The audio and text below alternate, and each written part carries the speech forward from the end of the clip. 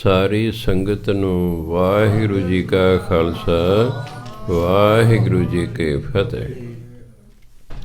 ਸ਼੍ਰੀ ਗੁਰੂ ਗ੍ਰੰਥ ਸਾਹਿਬ ਦੇ ਅੰਗ ਨੰਬਰ 310 ਤੇ ਉੱਤੋਂ ਚੌਥੀ ਪੰਕਤੀ ਹੈ। ਤੇ ਹਰ ਦਰਗਾਹ ਪੈ ਨਾਈਏ, ਜਿਨ ਹਰ ਬੁੱਠਾ ਮਨ ਮਾਹੇ। ਤੇ ਮੈਨੇ ਉਹ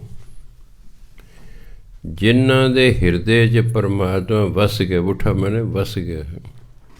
ਜਿਨ ਹਰ ਬੁੱਠਾ ਮਨ ਮਾਹੇ, ਜਿਨ੍ਹਾਂ ਦੇ ਮਨ 'ਚ ਪਰਮਾਤਮਾ ਵਸ ਗਿਆ ਨਾ, ਤੇ ਹਰ ਦਰਗਾਹ ਪੈ ਨਾਈਏ, ਉਹਨਾਂ ਨੂੰ ਪਰਮਾਤਮਾ ਦੀ ਦਰਗਾਹ 'ਚ ਆਦਰ ਮਾਣ ਦਿੱਤਾ ਜਾਂਦਾ। ਆਪਾਂ ਕਿਤੇ ਗੱਲ 'ਚ ਸਰੋਪਾ ਪਾਤਾ, ਉਹਦਾ ਆਦਰ ਮਾਣ ਹੀ ਕਰਨਾ, ਉਹਨਾਂ ਦਾ ਆਦਰ ਮਾਣ ਕੀਤਾ ਜਾਂਦਾ ਹੈ।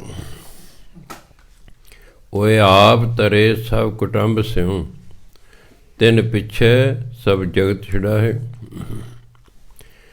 ਉਹ ਆਪ ਵੀ ਤਰਦੇ ਨੇ, ਉਹਨਾਂ ਦਾ ਪਰਿਵਾਰ ਵੀ ਤਰਦਾ ਹੈ, ਅਤੇ ਜਿਹੜੇ ਉਹਨਾਂ ਦੇ ਪਿੱਛੇ ਲੱਗ ਜਾਂਦੇ ਹਨ, ਭਾਵ ਜਿਹੜੇ ਉਹਨਾਂ ਦੇ ਕਹੇ ਆਖੇ ਲੱਗਦੇ ਹਨ, ਉਹ ਸੰਸਾਰ ਉਹ ਵਿੱਚ ਤਰ ਜਾਂਦਾ ਹੈ। ਭਾਵ ਜਿਹੜਾ ਨਾਮ ਜਪਣ ਵਾਲਾ ਬੰਦਾ, ਉਹਦਾ ਦਰਗਾਹ 'ਚ ਆਦਰ ਮਾਣ ਹੁੰਦਾ ਹੈ। ਉਹ ਆਪ ਵੀ ਤਰਦਾ ਹੈ, ਆਪਣੇ ਪਰਿਵਾਰ ਨੂੰ ਵੀ ਤਾਰਦਾ, ਅਤੇ ਜਿਹੜਾ ਉਹਦੇ ਪਿੱਛੇ ਲੱਗ ਜਾਂਦਾ ਹੈ, ਜਿਵੇਂ ਉਹ ਕਰਦੇ ਉਵੇਂ ਹੀ ਕਰਦਾ, ਉਹ ਵੀ ਤਰ ਜਾਂਦਾ। ਜਨ ਨਾਨਕ ਕੋ ਹਰ ਮੇਲ,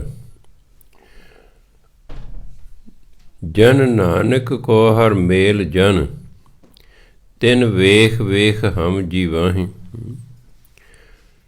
ਗੁਰੂ ਮਹਾਰਾਜ ਕਹਿੰਦੇ, ਹੇ ਭਾਈ, ਜਨ ਨਾਨਕ ਕੋ, ਦਾਸ ਨਾਨਕ ਨੂੰ, ਹਰ ਮੇਲ ਜਨ, ਹੇ ਪਰਮਾਤਮਾ, ਮੇਰਾ ਮੇਲ ਆਪਣੇ ਭਗਤਾਂ ਨਾਲ ਕਰੋ। ਜਨ ਭਗਤ ਨੂੰ ਕਹਿੰਦੇ।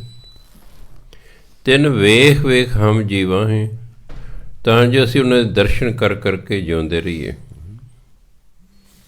ਦਰਸ਼ਨ ਕਰਕੇ ਸਜੀਵੀਏ। ਕਿਉਂਕਿ ਜਿਹੜਾ ਭਜਨ ਬੰਦਗੀ ਕਰਦਾ, ਉਹਦੇ ਦਰਸ਼ਨ ਵੀ ਲਾਭਦਾਇਕ ਹੁੰਦੇ ਹਨ। ਗੁਰਬਾਣੀ 'ਚ ਲਿਖਿਆ, ਸਵੇਰੇ ਉੱਠਦੇ ਸਾਰ ਉਸਦੇ ਦਰਸ਼ਨ ਕਰੋ ਜਿਹੜਾ ਨਾਮ ਜਪਦਾ ਹੈ, ਉਹਦੇ ਦਰਸ਼ਨ ਕਰੋ ਉੱਠਦੇ ਸਾਰ। ਕਿਉਂ?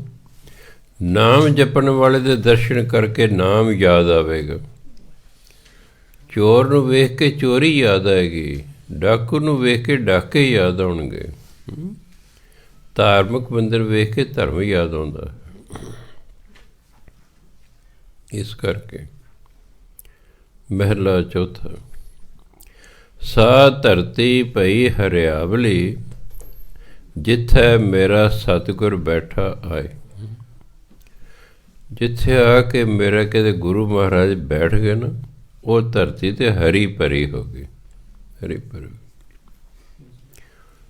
ਜਿੱਥੇ ਸਾਧੂ ਬੈਠਦਾ, ਜਿੱਥੇ ਗੁਰੂ ਬੈਠਦਾ, ਧਰਤੀ ਪਵਿੱਤਰ ਹੋ ਜਾਂਦੀ ਹੈ। ਇਸ ਗੱਲ ਨੂੰ ਸਾਰੇ ਧਰਮ ਵਾਲੇ ਮੰਨਦੇ ਨੇ, ਇਹ ਨਹੀਂ ਕਿ ਸਿੱਖ ਹੀ ਮੰਨਦੇ ਨੇ, ਹਿੰਦੂ ਵੀ ਮੰਨਦੇ ਨੇ। ਸ਼ਿਵ ਜੀ ਮਹਾਰਾਜ ਅਤੇ ਪਾਰਵਤੀ ਆਕਾਸ਼ 'ਚ ਜਾ ਰਹੇ ਨੇ, ਉੱਡਣ ਖਟੋਲੇ 'ਚ ਬੈਠ ਕੇ। ਇੱਕ ਥਾਂ 'ਤੇ ਸ਼ਿਵ ਜੀ ਮਹਾਰਾਜ ਨੇ ਆਪਣਾ ਉੱਡਣ ਖਟੋਲਾ ਹੇਠਾਂ ਉਤਾਰਿਆ। ਪਾਰਵਤੀ ਨੇ ਕਹਿੰਦੇ, ਪਾਰਵਤੀ ਤੂੰ ਬੈਠ, ਮੈਂ ਆਇਆ। ਥੋੜ੍ਹੀ ਦੂਰ ਜਾ ਕੇ ਸ਼ਿਵ ਜੀ ਮਹਾਰਾਜ ਨੇ ਧਰਤੀ 'ਤੇ ਮੱਥਾ ਟੇਕਿਆ ਅਤੇ ਵਾਪਸ ਆ ਗਏ। ਪਾਰਵਤੀ ਪੁੱਛਦੀ ਵੀ, ਸਵਾਮੀ ਜੀ, ਉੱਥੇ ਕੋਈ ਸਾਧੂ ਤਾਂ ਹੈ ਨਹੀਂ ਸੀ, ਤੁਸੀਂ ਕਿਹਨੂੰ ਮੱਥਾ ਟੇਕ ਕੇ ਆਏ ਹੋ? ਕਹਿੰਦੇ, ਪਾਰਵਤੀ, ਅੱਜ ਤੋਂ 200 ਸਾਲ ਪਹਿਲਾਂ ਇਸ ਥਾਂ 'ਤੇ ਸਾਧੂ ਬੈਠ ਕੇ ਭਜਨ ਬੰਦਗੀ ਕਰਦੇ ਸਨ। ਇਹ ਧਰਤੀ ਹੋ ਗਈ ਪਵਿੱਤਰ, ਅਤੇ ਮੈਂ ਤਾਂ ਧਰਤੀ ਨੂੰ ਮੱਥਾ ਟੇਕਣ ਗਿਆ ਸੀ ਵੀ, ਹੇ ਧਰਤੀ, ਤੂੰ ਕਿੰਨੇ ਭਾਗਾਂ ਵਾਲੀ ਹੈ, ਅੱਜ ਤੋਂ 200 ਸਾਲ ਪਹਿਲਾਂ ਤੇਰੇ 'ਤੇ ਬੈਠ ਕੇ ਸਾਧੂ ਨੇ ਭਜਨ ਬੰਦਗੀ ਕੀਤੀ ਸੀ। ਸੋ ਧਰਤੀ ਸਦੀਆਂ ਤੱਕ ਪਵਿੱਤਰ ਰਹਿੰਦੀ ਹੈ ਜੇ ਸਾਡੇ ਬਾਰੇ ਬੈਠ ਕੇ ਅਪਵਿੱਤਰ ਨਾ ਕਰ ਦੇਣ। ਅਗਰ ਕਿਤੇ ਉੱਥੇ ਕੋਈ ਸ਼ਰਾਬੀ ਆ ਕੇ ਬੋਤਲ ਖੋਲ੍ਹ ਕੇ ਬਹਿ ਜਾਂਦਾ ਉਹ ਸਾਰੀ ਕੀਤੀ ਕਰੇ ਕੇ ਹੋ ਜਾਣੀ। ਸੋ ਇਸ ਲਈ ਜਿੱਥੇ ਗੁਰੂ ਮਹਾਰਾਜ ਬੈਠਦੇ ਧਰਤੀ ਹਰੀ ਭਰੀ ਹੋ ਜਾਂਦੀ।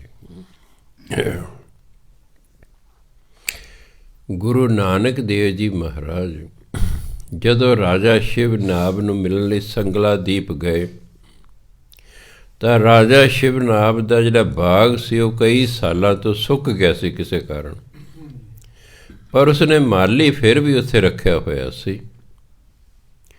ਗੁਰੂ ਨਾਨਕ ਦੇ ਮਰਦਾਨਾ ਜੀ ਜਦੋਂ ਉਸ ਬਾਗ ਦੇ ਚਰਨ ਧਰੇ ਨਾ ਆਪਣੇ, ਬਾਗ ਮਾਲੀ ਦੇ ਵੇਖਦੇ ਵੇਖਦੇ ਹਰਿਆ ਭਰਿਆ ਹੋ ਗਿਆ। 15-20 ਮਿੰਟਾਂ 'ਚ ਪੰਛੀ ਵੀ ਉੱਡ ਕੇ ਆ ਕੇ ਚਹਿਚਹਾਉਣ ਲੱਗ ਪਏ।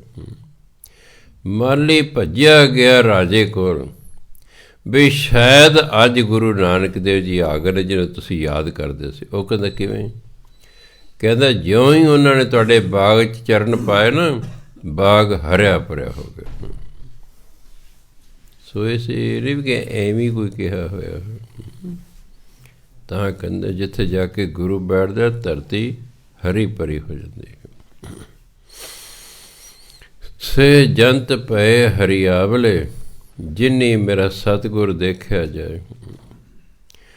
ਉਹ ਜੀਵ ਜੰਤ ਵੀ ਹਰੇ ਭਰੇ ਹੋ ਜਾਂਦੇ ਨੇ। ਇਹ ਨਹੀਂ ਕਿ ਹਰੇ ਰੰਗ ਦੇ ਹੋ ਜਾਂਦੇ ਨੇ, ਨਹੀਂ, ਅੰਦਰੋਂ ਖੁਸ਼ ਹੋ ਜਾਂਦੇ ਨੇ, ਅੰਦਰ ਖੇੜਾ ਆ ਜਾਂਦਾ ਹੈ।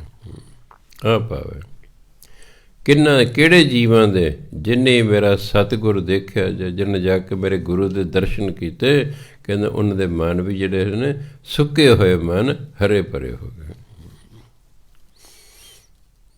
ਧੰਨ ਧੰਨ ਪਿਤਾ, ਇੱਕ ਤੇ ਟਿੱਪੀ ਲਾਈ ਹੈ, ਇੱਕ ਤੇ ਨਹੀਂ ਲਾਈ। ਇਹ ਨਹੀਂ ਕਿ ਇੱਕ ਧਨ ਹੈ ਤੇ ਦੂਜਾ ਧਨ ਹੈ, ਨਹੀਂ, ਦੋਨੋਂ ਹੀ ਧਨ ਨੇ। ਤੁਸੀਂ ਕਹੋਗੇ ਫਿਰ ਦੂਜੇ ਤੇ ਕਿਉਂ ਨਹੀਂ ਲਾਈ ਟਿੱਪੀ? ਜਿਹੜਾ ਗੀਤ ਹੁੰਦਾ ਨਾ, ਕਵਿਤਾ, ਉਹਦੇ ਕੁਝ ਨਿਯਮ ਹੁੰਦੇ ਲਿਖਣ ਦੇ। ਕੁਝ ਮਾਤਰਾਵਾਂ ਲਘੂ ਹੁੰਦੀਆਂ, ਕੁਝ ਮਾਤਰਾਵਾਂ ਗੁਰੂ ਹੁੰਦੀਆਂ। ਗੁਰੂ ਭਾਵ ਜਿਹਦੀ ਲੰਮੀ ਆਵਾਜ਼ ਹੈ, ਜਿਵੇਂ ਈੜੀ ਨੂੰ ਬਿਹਾਰੀ ਹੈ, ਇਹ ਲੰਮੀ ਆਵਾਜ਼ ਹੈ। ਬਿਹਾਰੀ ਗੁਰੂ ਮਾਤਰਾ ਹੈ, ਸਿਹਾਰੀ ਲਘੂ ਮਾਤਰਾ ਛੋਟੀ ਹੈ। ਹੁਣ ਜਦੋਂ ਕੀਰਤਨ ਕਰਨਾ ਹੈ, ਜਦੋਂ ਇਹ ਕਵਿਤਾ ਲਿਖੀ ਗਈ ਤਾਂ ਇਹ ਕਵਿਤਾ ਦੇ ਨਿਯਮ ਨੇ। ਉਹਨਾਂ ਕਾਰਨ ਇੱਕ ਤੇ ਉਹਨਾਂ ਟਿੱਪੀ ਲਾਈ ਹੈ, ਇੱਕ ਤੇ ਉਹਨਾਂ ਟਿੱਪੀ ਨਹੀਂ ਲਾਈ। ਪਰ ਇਹਦਾ ਮਤਲਬ ਇਹ ਨਹੀਂ ਕਿ ਇਹਨੂੰ ਧੰਨ ਅਸੀਂ ਪੜ੍ਹਨਾ। ਗੁਰਬਾਣੀ 'ਚ ਕਈ ਥਾਵੇਂ ਮਨ, ਮੰਮਾ ਨੰਨਾ ਥਾਂ 'ਤੇ ਮੰਮੇ ਦੀ ਟਿੱਪੀ ਲਾਈ ਹੋਈ ਹੈ।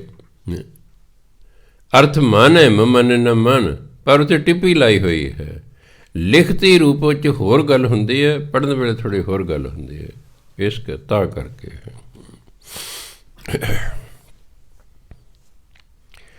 ਕਿਉਂਕਿ ਬਾਣੀ ਵਾਰਤਕ ਨਹੀਂ ਹੈ, ਇਹ ਕਵਿਤਾ ਹੈ, ਜਿਹਨੂੰ ਅੱਜ ਕੱਲ੍ਹ ਗੀਤ ਕਹਿੰਦੇ ਨੇ। ਤਾਂ ਇੱਕ ਗਾਈ ਜਾਂਦੀ ਹੈ ਨਾ। ਇਹਦੀ ਬਾਣੀ ਸਾਰੀ ਦੀ ਸਾਰੀ ਬਾਣੀ ਰਾਗਾਂ 'ਚ, 31 ਰਾਗਾਂ 'ਚ। ਕੁਝ ਬਾਣੀ ਬਿਨਾਂ ਰਾਗਾਂ ਤੋਂ ਵੀ ਹੈ, ਉਹ ਲਿਖੇ ਉੱਤੇ ਹੈਡਿੰਗ ਲਿਖਿਆ ਹੋਇਆ ਉਹਨਾਂ 'ਤੇ। ਬਾਣੀ 12 ਤੋਂ ਵਧੇਕ ਬਾਣੀ ਇਸ ਤਰ੍ਹਾਂ ਲਿਖਿਆ ਹੋਇਆ ਹੈ। ਜਿਵੇਂ ਜਪਜੀ ਸਾਹਿਬ ਹੈ, ਜਪਜੀ ਸਾਹਿਬ ਗਾਉਣ ਲਈ ਨਹੀਂ ਲਿਖਿਆ, ਖਿਆਲ ਰੱਖਣਾ, ਇਹਦੇ ਉੱਤੇ ਕੋਈ ਰਾਗ ਨਹੀਂ ਲਿਖਿਆ। ਜੇ ਜਪਜੀ ਸਾਹਿਬ ਗਾਉਣ ਲਈ ਹੁੰਦਾ, ਇਹਦੇ ਉੱਤੇ ਰਾਗ ਜ਼ਰੂਰ ਹੁੰਦਾ, ਰਾਗ ਨਹੀਂ ਲਿਖਿਆ ਇਸ 'ਤੇ। ਇਹ ਪੜ੍ਹਨ ਲਈ ਹੈ ਵੀ ਸਿੱਖਾਂ ਨੇ ਤਾਂ ਪਾਠ ਕਰਨਾ ਹੈ, ਸਿੱਖਾਂ ਨੇ ਤਾਂ ਪਾਠ ਕਰਨਾ, ਇਸ ਲਈ ਇਹਦੇ ਉੱਤੇ ਕੋਈ ਨਹੀਂ ਰਾਗ ਲਿਖਿਆ ਹੋਇਆ ਹੈ। ਅੱਗੇ ਜਾ ਕੇ ਜਪਜੀ ਸਾਹਿਬ ਤੋਂ ਬਾਅਦ ਜਦੋਂ ਅੱਗੇ ਸਫੈਦ ਬਾਣੀ ਸ਼ੁਰੂ ਹੁੰਦੀ ਹੈ, ਉੱਥੇ ਫਿਰ ਰਾਗ ਸ਼ੁਰੂ ਹੋ ਜਾਂਦੇ ਹਨ। ਰਹਿ ਰਾਸ ਦੇ ਵਿੱਚ ਉੱਤੇ ਰਾਗ ਲਿਖਿਆ ਹੋਇਆ, ਸੋਲੇ ਸਾਹਿਬ 'ਚ ਵੀ ਲਿਖਿਆ ਹੋਇਆ,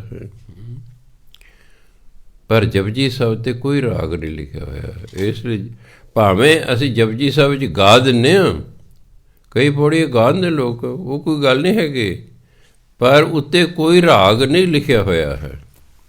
ਕਿਉਂ ਗੁਰੂ ਮਹਾਰਾਜ ਕਿਹਾ ਵੀ ਇਹ ਤਾਂ ਹਰ ਇੱਕ ਸਿੱਖ ਨੇ ਪੜ੍ਹਨੀ ਹੈ, ਹਰ ਇੱਕ ਸਿੱਖ ਗਾ ਨਹੀਂ ਸਕਦਾ। ਆਪਾਂ ਸਾਰੇ ਗਾ ਤੇ ਨਹੀਂ ਨਾ ਸਕਦੇ। ਹਾਂ, ਘਰਾਟ ਰਾਗ 'ਚ ਗਾਈ ਜੀ ਉਹ ਗੱਲ ਵੱਖਰੀ ਹੈ।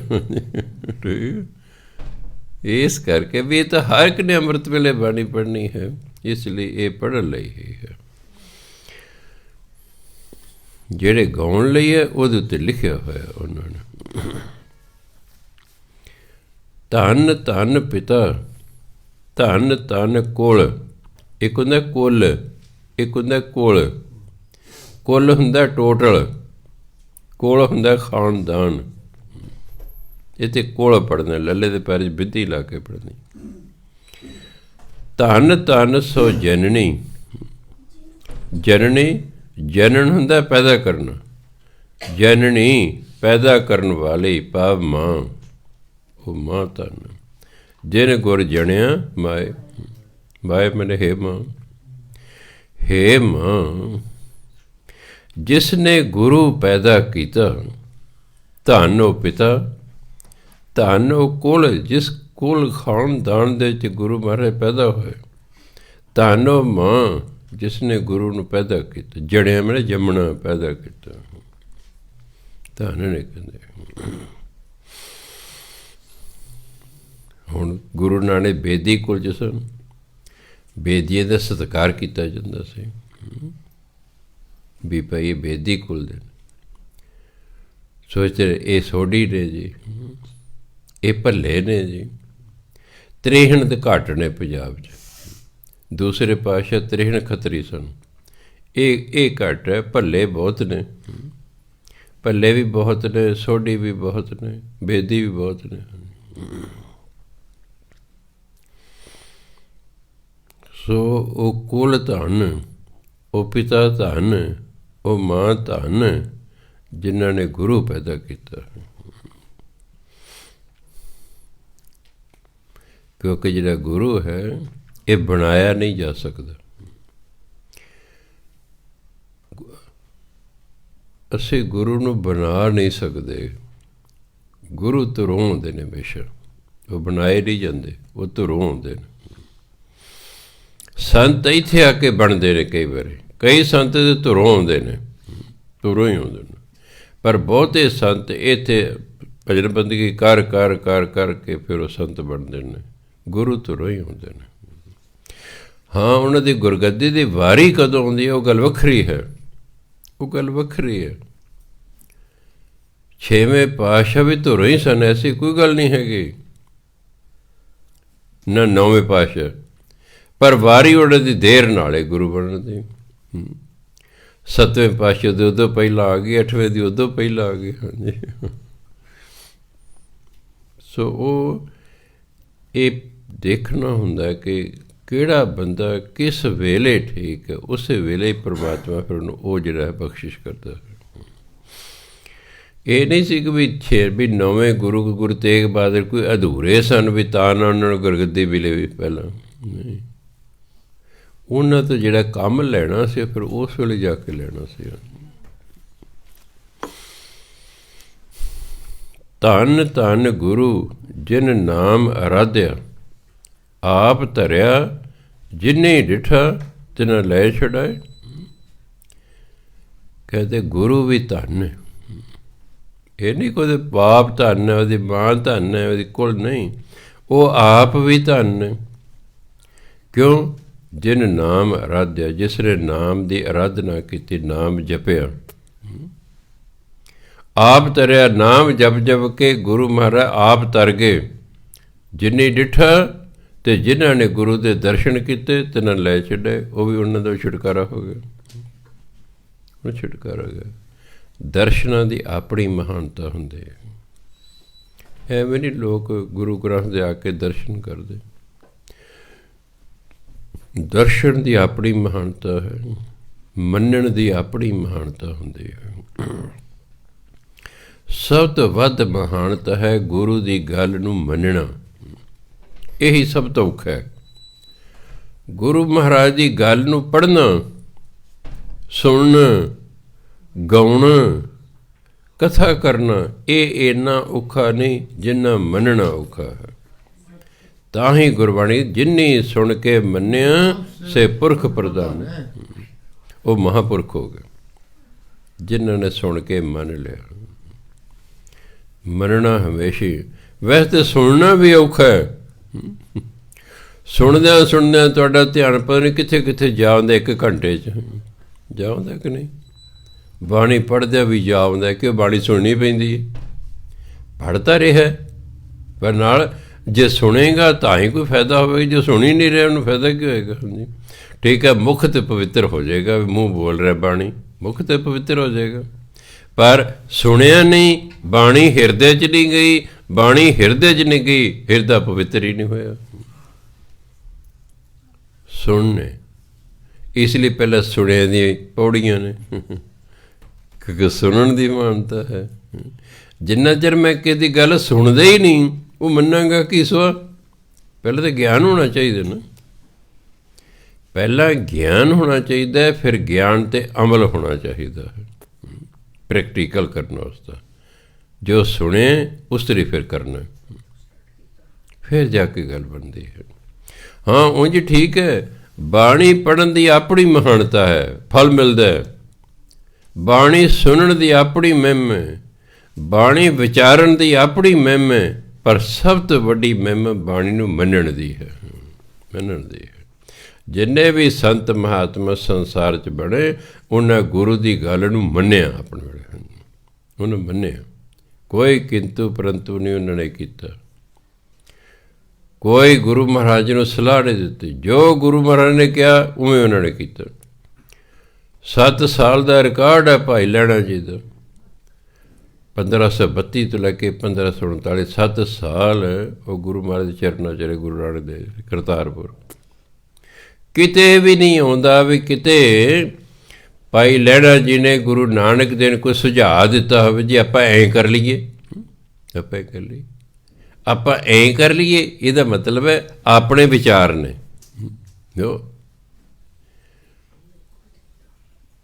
ਹੁਣ ਸਾਰੇ ਗੁਰੂ ਨੇ ਨਾਨਕ ਕਿਉਂ ਲਿਖਿਆ ਅਖੀਰ 'ਤੇ, ਸੋਚਣ ਵਾਲੀ ਗੱਲ ਹੈ। ਦੂਸਰੇ ਪਾਤਸ਼ਾਹ ਨੇ ਨਾਨਕ ਲਿਖਿਆ, ਤੀਸਰੇ ਨਾਨਕ, ਚੌਥੇ ਨੇ ਨਾਨਕ, 5ਵੇਂ ਨੇ ਨਾਨਕ, 9ਵੇਂ ਨੇ ਨਾਨਕ, ਇਹਨਾਂ ਦੀ ਬਾਣੀ ਗੁਰੂ ਦੀ ਕਿਉਂ ਨਾਨਕ ਲਿਖਿਆ।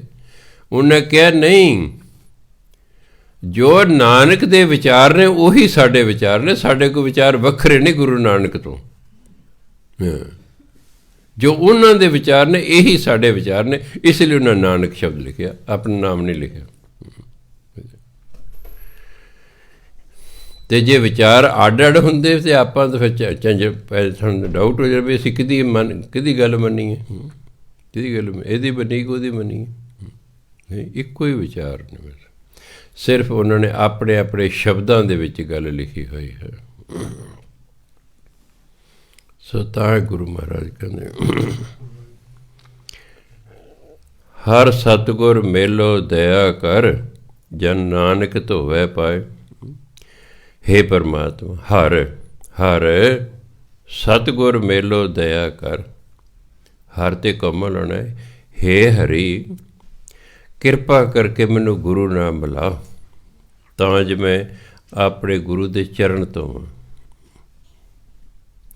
ਪਾਏ ਫਾਰਸੀ ਦਾ ਸ਼ਬਦ ਹੈ, ਪਾਈ ਹਿੰਦੀ ਦਾ ਸ਼ਬਦ। ਜੇ ਇਹਨੂੰ ਪਾਈ ਬੋਲੋਗੇ ਇਹ ਹਿੰਦੀ ਦਾ ਅਰਥ ਹੈ ਪੈਰ, ਪਾਏ ਬੋਲੋਗੇ ਇਹ ਫਾਰਸੀ ਦਾ ਸ਼ਬਦ ਹੈ, ਅਰਥ ਹੈ ਪੈਰ। ਇਹ ਤੁਹਾਡੀ ਆਪਣੀ ਮਰਜ਼ੀ ਹੈ, ਪਾਏ ਬੋਲੋ ਚਾਹੇ ਪਾਏ ਬੋਲੋ, ਕਿਉਂਕਿ ਪਹਿਲਾਂ ਹੈ ਤੇ ਨਾਲ ਲੈ ਛਡਾਏ, ਛਡਾਏ ਦੇ ਨਾਲ ਜੇ ਪਾਏ ਬੋਲਾਂਗੇ ਫਿਰ ਠੀਕ ਬੈਠੇਗਾ, ਫਿਰ ਠੀਕ ਰਹੇਗਾ। ਜੇ ਉੱਥੇ ਛਡਾਏ ਹੁੰਦਾ ਫਿਰ ਆਪਣੇ 'ਤੇ ਪਾਏ ਬੋਲਣਾ ਚਾਹੀਦਾ ਸੀ, ਉੱਥੇ ਛਡਾਏ ਹੈ ਅਤੇ ਤੁਕਾਂਤ ਮਿਲਾਉਣ ਲਈ ਫਿਰ ਅੱਗੇ ਪਾਏ ਚਾਹੀਦਾ। ਪਾਏ ਫਾਰਸੀ 'ਚ, ਪਾਏ ਹਿੰਦੀ 'ਚ, ਜਿਹਨੂੰ ਪੈਰ ਕਹਿੰਦੇ। ਪੌੜੀ ਸੱਚ ਸੱਚਾ ਸਤਿਗੁਰ ਅਮਰ ਹੈ, ਜਿਸ ਅੰਦਰ ਹਰ ਉਰ ਧਾਰਿਆ। ਉਰ ਦਾ ਹਿਰਦਾ, ਜਿਸ ਨੇ ਪਰਮਾਤਮਾ ਦੀ ਯਾਦ ਨੂੰ ਹਿਰਦੇ 'ਚ ਵਸਾ ਲਿਆ ਹੈ। ਇੱਕ ਸਮਾਂ ਆਉਂਦਾ ਜਦ ਤੁਸੀਂ ਵਾਹਿਗੁਰੂ ਵਾਹਿਗੁਰੂ ਵਾਹਿਗੁਰੂ ਵਾਹਿਗੁਰੂ ਸਾਲਾਂ ਬੱਧੀ ਕਰਦੇ ਰਹਿੰਦੇ ਹੋ, ਵਾਹਿਗੁਰੂ ਦੀ ਯਾਦ ਹਿਰਦੇ 'ਚ ਵਸ ਜਾਂਦੀ। ਜਦੋਂ ਕਿਸੇ ਦੀ ਯਾਦ ਸਾਡੇ ਮਨ 'ਚ ਵਸ ਜੇ ਨਾ, ਉਹ ਹਮੇਸ਼ਾ ਹੀ ਯਾਦ ਆਈ ਜਾਂਦਾ। ਕਿਸੇ ਨਾਲ ਤੁਹਾਡਾ ਪਿਆਰ ਹੈ, ਉਹ ਪਿਆਰਾ ਹਮੇਸ਼ਾ ਹੀ ਯਾਦ ਆਈ ਜਾਏਗਾ। ਹਮੇਸ਼ਾ ਜਦੋਂ ਪਰਮਾਤਮਾ ਯਾਦ ਆਉਣਾ ਸ਼ੁਰੂ ਹੋ ਜਾਏ, ਉਹਨੂੰ ਕਹਿੰਦੇ ਲਿਵ ਲੱਗ ਗਈ, ਉਹਨੂੰ ਵਾਹਿਗੁਰੂ ਵਾਹਿਗੁਰੂ ਕਰਨ ਦੀ ਲੋੜ ਨਹੀਂ ਪੈਂਦੀ, ਬਸ ਉਹ ਚੁੱਪ ਰਹਿੰਦਾ, ਬਸ ਉਹ ਬੈਠਾ। ਉਹਦੀ ਸੁਰਤ ਜਿਹੜੀ ਹੈ ਪਰਮਾਤਮਾ ਨਾਲ ਜੁੜੀ ਹੋਈ, ਆਪਣੇ ਪਿਆਰੇ ਨਾਲ ਜੁੜੀ ਹੋਈ ਹੈ, ਕਿਉਂਕਿ ਅੰਦਰ ਪਿਆਰ ਹੈ। ਪਿਆਰਾ ਯਾਦ ਆਈਓ ਹੀ ਜਾਂਦਾ, ਪਿਆਰੇ ਨੂੰ ਯਾਦ ਕਰਨ ਦੀ ਲੋੜ ਨਹੀਂ ਰਹਿੰਦੀ। ਅਜੇ ਸਾਡਾ ਪਰਮਾਤਮਾ ਨਾਲ ਪਿਆਰ ਨਹੀਂ ਪਿਆ, ਇਸ ਲਈ ਸਾਨੂੰ ਵਾਹਿਗੁਰੂ ਵਾਹਿਗੁਰੂ ਕਹਿਣਾ ਪੈਂਦਾ। ਜਦੋਂ ਵਾਕਈ ਪਿਆਰ ਪੈ ਗਿਆ, ਜਿਹਨਾਂ ਦਾ ਕਦੇ ਸੰਸਾਰਿਕ ਪਿਆਰ ਸੀ ਜਾਂ ਹੁਣ ਹੈ, ਉਹਨਾਂ ਨੂੰ ਪਤਾ ਪਿਆਰ ਕੀ ਹੁੰਦਾ, ਪਤਾ ਪਿਆਰ ਕੀ ਹੁੰਦਾ। ਮੇਰੇ ਕੋਲ ਇੱਕ ਲੜਕਾ ਆ ਗਿਆ, ਮੈਂ ਫਲਾਣੀ ਲੜਕੀ ਨਾਲ ਸ਼ਾਦੀ ਕਰਾਉਣੀ ਹੈ। ਮੈਂ ਗੁਰੂ ਮਹਾਰਾਜ ਕਹਿੰਦੇ ਇਹਦੇ ਨਾਲ ਤੇਰੀ ਸ਼ਾਦੀ ਨਹੀਂ ਹੋ ਸਕਦੀ। ਉੱਥੇ ਹੀ ਰੋਣ ਲੱਗ ਗਿਆ, ਮੇਰੇ ਸਾਹਮਣੇ ਡਰਾਇੰਗ ਰੂਮ 'ਚ ਬੈਠਾ ਰੋਣ ਲੱਗ ਪਿਆ। ਮੈਨੂੰ ਥੋੜ੍ਹਾ ਜਿਹਾ ਅਨੁਭਵ ਹੋਇਆ ਵੀ ਹਾਂ ਜੈਮਲ ਸਿੰਘ ਪਿਆਰ ਕਿਹਨੂੰ ਕਹਿੰਦੇ ਨੇ। ਵੀ ਤੇਰਾ ਤਾਂ ਤਜਰਬਾ ਨਹੀਂ, ਪਰ ਦੇਖਿਆ ਸਿੱਖ ਲੈ, ਹਾਂ ਇਹਨੂੰ ਕਹਿੰਦੇ ਹੁੰਦੇ ਨਾ। ਸੋ ਜਦੋਂ ਕਿਸੇ ਨਾਲ ਪਿਆਰ ਹੋਏਗਾ, ਤੁਸੀਂ ਲੇਟੇ ਹੋਏ ਤਾਂ ਵੀ ਪਿਆਰਾ ਯਾਦ ਆਏਗਾ, ਬੈਠੇ ਹੋ ਤਾਂ ਵੀ ਯਾਦ ਆਏਗਾ, ਤੁਰ ਰਹੇ ਹੋ ਤਾਂ ਵੀ ਯਾਦ ਆਏਗਾ, ਕੰਮ ਕਰ ਰਹੇ ਹੋ ਤਾਂ ਵੀ ਯਾਦ ਆਏਗਾ। ਜੋ ਯਾਦ ਹੀ ਨਹੀਂ ਆਇਆ ਤਾਂ ਇਹਦਾ ਮਤਲਬ ਪਿਆਰ ਹੀ ਨਹੀਂ ਹੈਗਾ। ਇਸ ਤਰ੍ਹਾਂ ਵਾਹਿਗੁਰੂ ਵਾਹਿਗੁਰੂ ਕਰਦਿਆਂ ਇੱਕ ਦਿਨ ਵਾਹਿਗੁਰੂ ਨਾਲ ਪਿਆਰ ਹੋ ਜਾਂਦਾ, ਬਸ ਉਹ ਫਿਰ ਵੈਸੇ ਹੀ ਯਾਦ ਆ ਜਾਂਦਾ। ਫਿਰ ਵਾਹਿਗੁਰੂ ਕਰਨ ਦੀ ਸਾਨੂੰ ਲੋੜ ਨਹੀਂ ਪੈਂਦੀ, ਫਿਰ ਨਹੀਂ ਲੋੜ ਪੈਂਦੀ। ਇਹ ਵੀ ਇੱਕ ਅਵਸਥਾ ਹੁੰਦੀ ਹੈ ਜਿਹੜੀ ਕਿ ਬਹੁਤ ਸਾਲਾਂ ਬਾਅਦ, ਜਾਂ ਬੜੀ ਕਿਰਪਾ ਤੋਂ ਬਾਅਦ ਫਿਰ ਇਹ ਪ੍ਰਾਪਤ ਹੁੰਦੀ ਹੈ। ਉੱਥੇ ਫਿਰ ਬੋਲਣ ਦੀ ਲੋੜ ਨਹੀਂ ਰਹਿੰਦੀ, ਤੋਰ ਅੰਦਰ ਜੁੜਿਆ ਰਹਿੰਦਾ ਪਰਮਾਤਮਾ ਨਾਲ। ਸੋ ਤਾਂ ਇਹ ਕਹਿੰਦਾ ਜਿਸ ਅੰਦਰ ਹਰ ਉਰ ਧਾਰਿਆ, ਜਿਸ ਨੇ ਆਪਣੇ ਹਿਰਦੇ 'ਚ ਪਰਮਾਤਮਾ ਨੂੰ ਦੀ ਯਾਦ ਵਸਾ ਲਈ ਨਾ, ਸੱਚ ਸੱਚਾ ਸਤਿਗੁਰ ਅਮਰ ਹੈ। ਇਹੋ ਜਿਹਾ ਗੁਰੂ ਵੀ ਅਮਰ ਹੋ ਜਾਂਦਾ। ਸਾਡੇ ਗੁਰੂ ਅਮਰ ਨੇ ਨਾ, ਕਿੰਨੇ 100 ਸਾਲ ਹੋ ਗਏ। ਸਿਰਫ ਸਿੱਖ ਹੀ ਨਹੀਂ ਗੁਰੂ ਨਾਨਕ ਨੂੰ ਜਾਣਦੇ, ਵਰਲਡ ਜਾਣਦਾ ਹੈ। ਸੰਸਾਰ ਦੇ ਲੋਕ ਗੁਰੂ ਨਾਨਕ ਨੂੰ ਜਾਣਦੇ ਨੇ, ਅਮਰ ਹੋ ਗਏ ਨੇ। ਜਿਨ੍ਹਾਂ ਦੇ ਨਾਮ ਹਮੇਸ਼ਾ ਹਮੇਸ਼ਾ ਲਈ ਰਹਿਣ, ਉਹ ਅਮਰ ਹੁੰਦੇ ਨੇ। ਸੱਚ ਸੱਚਾ ਸਤਿਗੁਰ ਪੁਰਖ ਹੈ, ਜਿਨ ਕਾਮ ਕ੍ਰੋਧ ਬਿਖ ਮਾਰਿਆ। ਕਹਿੰਦੇ ਜਿਹੜਾ ਗੁਰੂ ਹੈ ਇਹ ਸੱਚਾ ਪੁਰਖ ਹੈ, ਜਿਸ ਨੇ ਆਪਣੇ ਅੰਦਰੋਂ ਕਾਮ ਕ੍ਰੋਧ ਦੀ ਜ਼ਹਿਰ ਖਤਮ ਕਰ ਲਈ। ਭਾਵ ਜਿਹਦੇ ਅੰਦਰ ਕਾਮ ਕ੍ਰੋਧ ਹੈ ਹੀ ਨਹੀਂ ਹੈਗਾ। ਖਿਆਲ ਰੱਖਣਾ, 5 ਪ੍ਰਵਿਰਤੀਆਂ ਨੇ, ਜਿਹਨੂੰ ਕਹਿੰਦੇ ਇੰਗਲਿਸ਼ ਕਹਿੰਦੇ ਇੰਸਟਿੰਕਟਸ। 5 ਸਾਡੇ ਅੰਦਰ ਪ੍ਰਵਿਰਤੀਆਂ ਨੇ, ਜਨਮ ਜਾਤ ਨੇ। ਜਦੋਂ ਅਸੀਂ ਪੈਦਾ ਹੋਏ, ਕੀੜੇ ਤੋਂ ਲੈ ਕੇ ਹਾਥੀ ਤੱਕ ਨੇ। ਕਾਮ ਕ੍ਰੋਧ ਲੋਭ ਮੋਹ ਹੰਕਾਰ, ਇਹ ਪੰਜੇ ਦੀ ਪੰਜੇ ਹਰ ਇੱਕ ਦੇ ਵਿੱਚ ਨੇ। ਇਹ ਮਰਦੀਆਂ ਨਹੀਂ, ਖਿਆਲ ਰੱਖਣਾ। ਪਰ ਇਸ 'ਤੇ ਮਨੁੱਖ ਦਾ ਕੰਟਰੋਲ ਹੋ ਜਾਂਦਾ ਹੈ। ਇਹ ਮਨੁੱਖ 'ਤੇ ਨਹੀਂ ਹਾਵੀ ਹੁੰਦੀਆਂ, ਮਨੁੱਖ ਦੇ ਇਸ 'ਤੇ ਕੰਟਰੋਲ ਹੁੰਦਾ ਹੈ। ਦਸਮ ਪਾਤਸ਼ਾਹ ਨੇ, ਕੋਈ ਅੰਦਰੋਂ ਕਾਮ ਮਰਿਆ ਨਹੀਂ, ਕੋਈ ਕ੍ਰੋਧ ਮਰਿਆ ਨਹੀਂ। ਬੈਠੇ ਨੇ ਭੰਗਾਣੇ ਦੇ ਯੁੱਧ 'ਚ, ਬੈਠੇ ਲੜਾਈ ਹੋ ਰਹੀ ਹੈ, ਬੈਠੇ ਵੇਖ ਰਹੇ ਨੇ, ਆਪ ਨਹੀਂ ਲੜ ਰਹੇ। ਇੱਕ ਤੀਰ ਕੋਲ ਪੱਗ ਦੇ ਕੋਲੋਂ ਦੀ ਲੰਘਿਆ ਦਸਤਾਰ ਦੇ, ਦੂਜਾ ਤੀਰ ਉਹਨਾਂ ਦੇ ਕਮਰ ਕੱਸੇ ਜਾ ਕੇ ਵੱਜਿਆ ਹੈ। ਅਤੇ ਉਹ ਕਹਿੰਦੇ ਜਬ ਜਬ ਬਾਣ ਲੱਗ ਗਿਆ ਤਬ ਦਾ ਫਿਰ ਰੋਸ ਜਾਗਿਆ। ਫਿਰ ਜਿੰਦੇ ਕ੍ਰੋਧ ਸੀ ਤਾਂ ਹੀ ਕ੍ਰੋਧ ਆਇਆ ਨਾ, ਫਿਰ ਚੱਲ ਸੋ ਚੱਲ, ਫਿਰ ਚੱਲ ਸੋ ਚੱਲ। ਆਪ ਉਸ 'ਤੇ ਕੰਟਰੋਲ ਹੋ ਜਾਂਦਾ ਹੈ। ਮਰਦਾ ਨਹੀਂ ਕੁਛ ਹੁੰਦਾ। ਜੇ ਮਾਰੀ ਗਿਆ ਤਾਂ ਫਿਰ ਤਾਂ ਬੱਚੇ ਨਹੀਂ ਪੈਦਾ ਕਰ ਸਕੇਗਾ।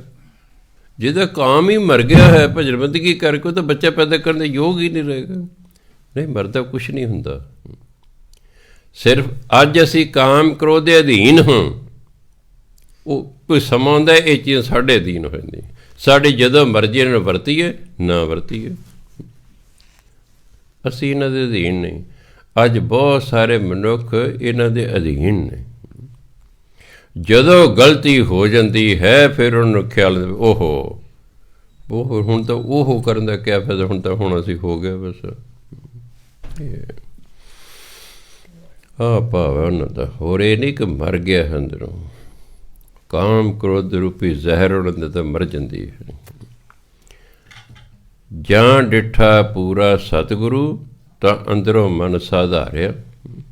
ਜਦੋਂ ਕਹਿੰਦੇ ਪੂਰੇ ਗੁਰੂ ਦੇ ਦਰਸ਼ਨ ਕੀਤੇ ਮਨ ਨੂੰ ਹੌਸਲਾ ਹੋ ਗਿਆ।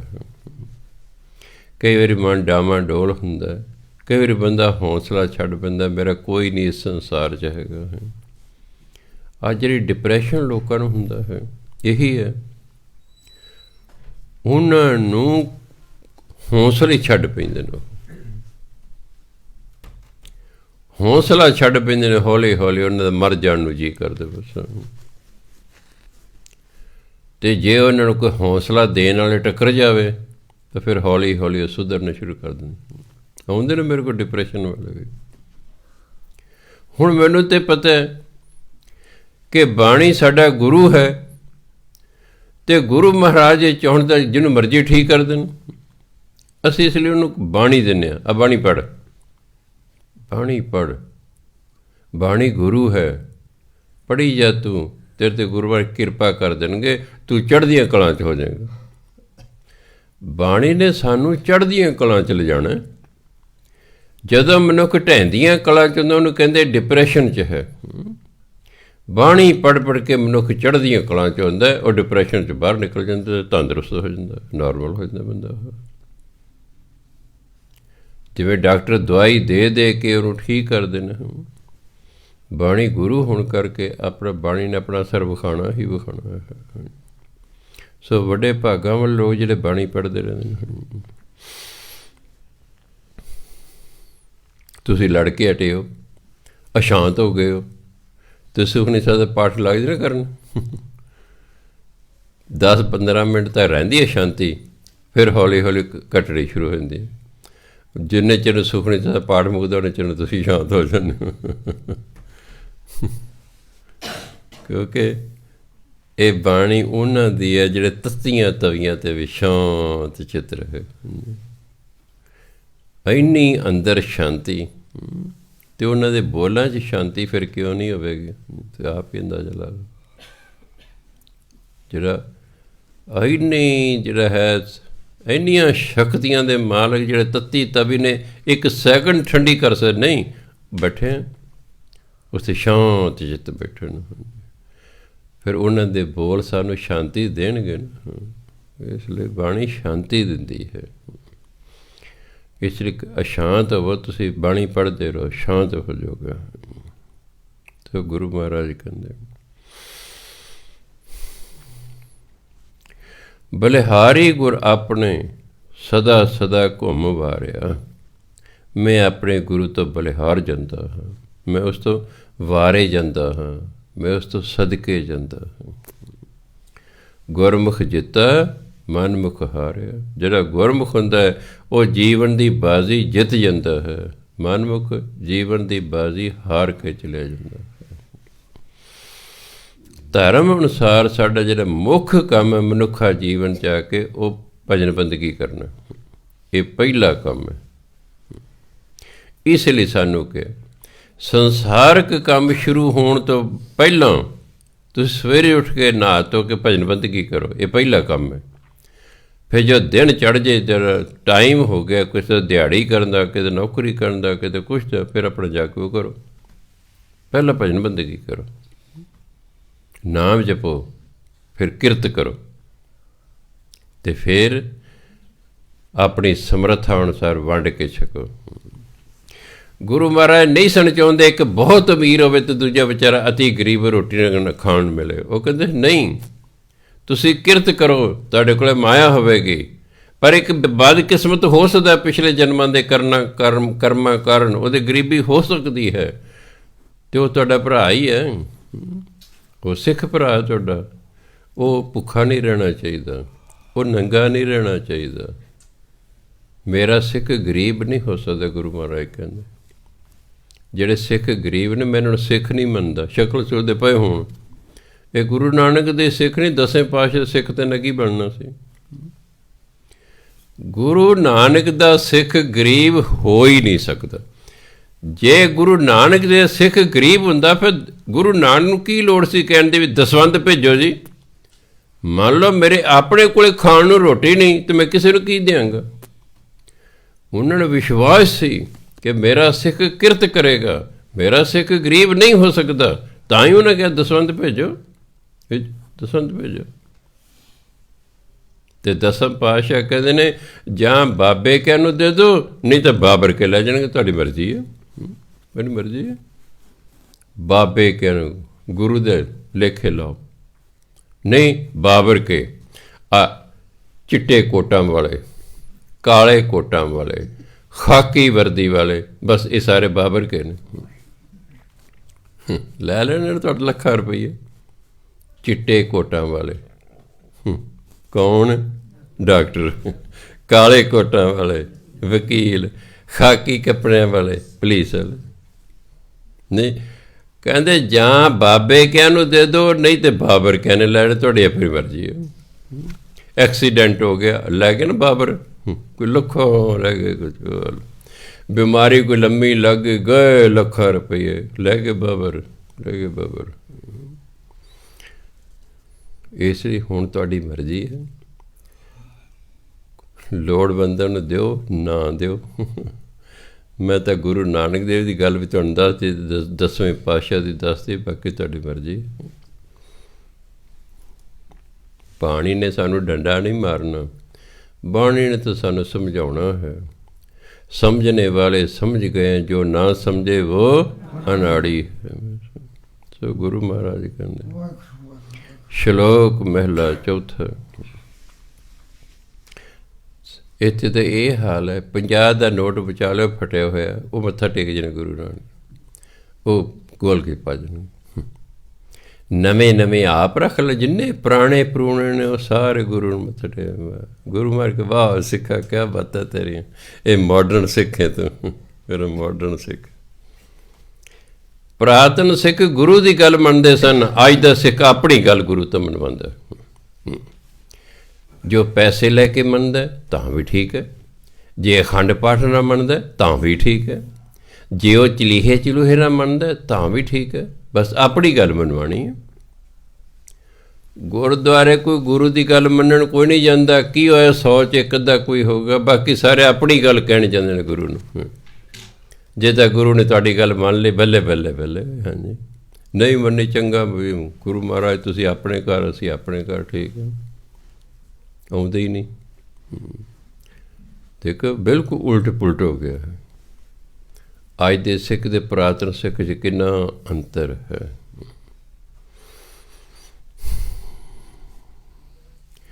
ਸ਼ਲੋਕ ਮਹਿਲਾ ਚੌਥਾ। ਕਰ ਕਿਰਪਾ ਸਤਿਗੁਰ ਮੇਲਿਓਣ, ਮੁਖ ਗੁਰਮੁਖ ਨਾਮ ਧਿਆਏ ਸੀ। ਪਰਮਾਤਮਾ ਕਿਰਪਾ ਕਰਕੇ ਜਿਸ ਨੂੰ ਗੁਰੂ ਦੇ ਨਾਲ ਮਿਲਾਉਂਦਾ ਨਾ, ਮੁਖ ਨਾਲ, ਉਹ ਗੁਰੂ ਦੇ ਆਖੇ ਲੱਗ ਕੇ, ਗੁਰਮੁਖ ਜਿਹੜਾ ਨਾ, ਗੁਰੂ ਦੇ ਆਖੇ ਲੱਗਦਾ, ਉਹ ਗੁਰੂ ਮਹਾਰਾਜ ਦੇ ਆਖੇ ਲੱਗ ਕੇ ਆਪਣੇ ਮੁਖ ਨਾਲ ਨਾਮ ਧਿਆਏ ਸੀ। ਨਾਮ ਜਪਦਾ, ਫਿਰ ਨਾਮ ਜਪਦਾ ਹੈ, ਕਿਉਂਕਿ ਪਰਮਾਤਮਾ ਨੇ ਕਿਰਪਾ ਕੀਤੀ, ਗੁਰੂ ਨਾਲ ਮਿਲਾਤਾ। ਪਰਮਾਤਮਾ ਨੇ ਕਿਉਂ ਕਿਰਪਾ ਕੀਤੀ ਬਈ? ਪਰਮਾਤਮਾ ਨੇ ਸਾਡੇ ਪਿਛਲੇ ਜਨਮ ਦਾ ਕੋਈ ਸ਼ੁਭ ਕਰਮ ਦੇਖਿਆ, ਉਸ ਸ਼ੁਭ ਕਰਮ ਦਾ ਫਲ ਦੇਣ ਦੀ ਵਾਰੀ ਆ ਗਈ, ਸਮਾਂ ਆ ਗਿਆ। ਗੁਰੂ ਪਰਮਾਤਮਾ ਨੇ ਸਾਨੂੰ ਅੰਦਰੋਂ ਪ੍ਰੇਰਿਆ, ਜਾਂ ਕਿਸੇ ਨੂੰ ਸਾਡੇ ਕੋਲ ਭੇਜਿਆ ਵੀ ਜਾ ਇਹਨੂੰ ਸਤਸੰਗ 'ਚ ਲੈ ਜਾ ਗੁਰੂ ਦੇ। ਪਰਮਾਤਮਾ ਨੇ ਸਾਨੂੰ ਸਤ ਸੰਗਤ 'ਚ ਭੇਜਿਆ, ਗੁਰੂ ਦੀ ਸੰਗਤ 'ਚ ਭੇਜਿਆ। ਅੱਗੇ ਗੁਰੂ ਦਾ ਕੰਮ ਹੈ ਸਾਨੂੰ ਪਰਮਾਤਮਾ ਨਾਲ ਮਿਲਾਉਣਾ। ਬਸ ਪਰਮਾਤਮਾ ਦੀ ਡਿਊਟੀ ਖਤਮ ਹੋ ਗਈ, ਉਹਨੇ ਗੁਰੂ ਕੋਲੇ ਭੇਜ ਤੇ ਲੈ ਬਈ ਆਹ ਤੈਨੂੰ ਬੰਦਾ ਦਿੱਤਾ, ਹੁਣ ਇਹਨੂੰ ਕਰ ਦੇ ਠੀਕ ਇਹਨੂੰ। ਸੋ ਪਰਮਾਤਮਾ ਕਿਰਪਾ ਕਰਦਾ ਤਾਂ ਗੁਰੂ ਮਹਾਰਾਜ ਨਾਲ ਮੇਲ ਹੁੰਦਾ। ਕਰ ਕਿਰਪਾ ਸਤਿਗੁਰ ਮੇਲਿਓਨ। ਕਿਰਪਾ ਕਰਕੇ ਜਿਸ ਨੂੰ ਪਰਮਾਤਮਾ ਨੇ ਗੁਰੂ ਨਾਲ ਮਿਲਾ ਦਿੱਤਾ, ਮੁੱਖ ਗੁਰਮੁਖ ਨਾਮ ਧਿਆਏ ਸੀ, ਫਿਰ ਮੁੱਖ ਦੇ ਨਾਲ ਉਹ ਗੁਰਮੁਖ ਨਾਮ ਜਪਦਾ। ਸੋ ਕਰੇ ਜੇ ਸਤਿਗੁਰ ਭਾਵ ਸੀ।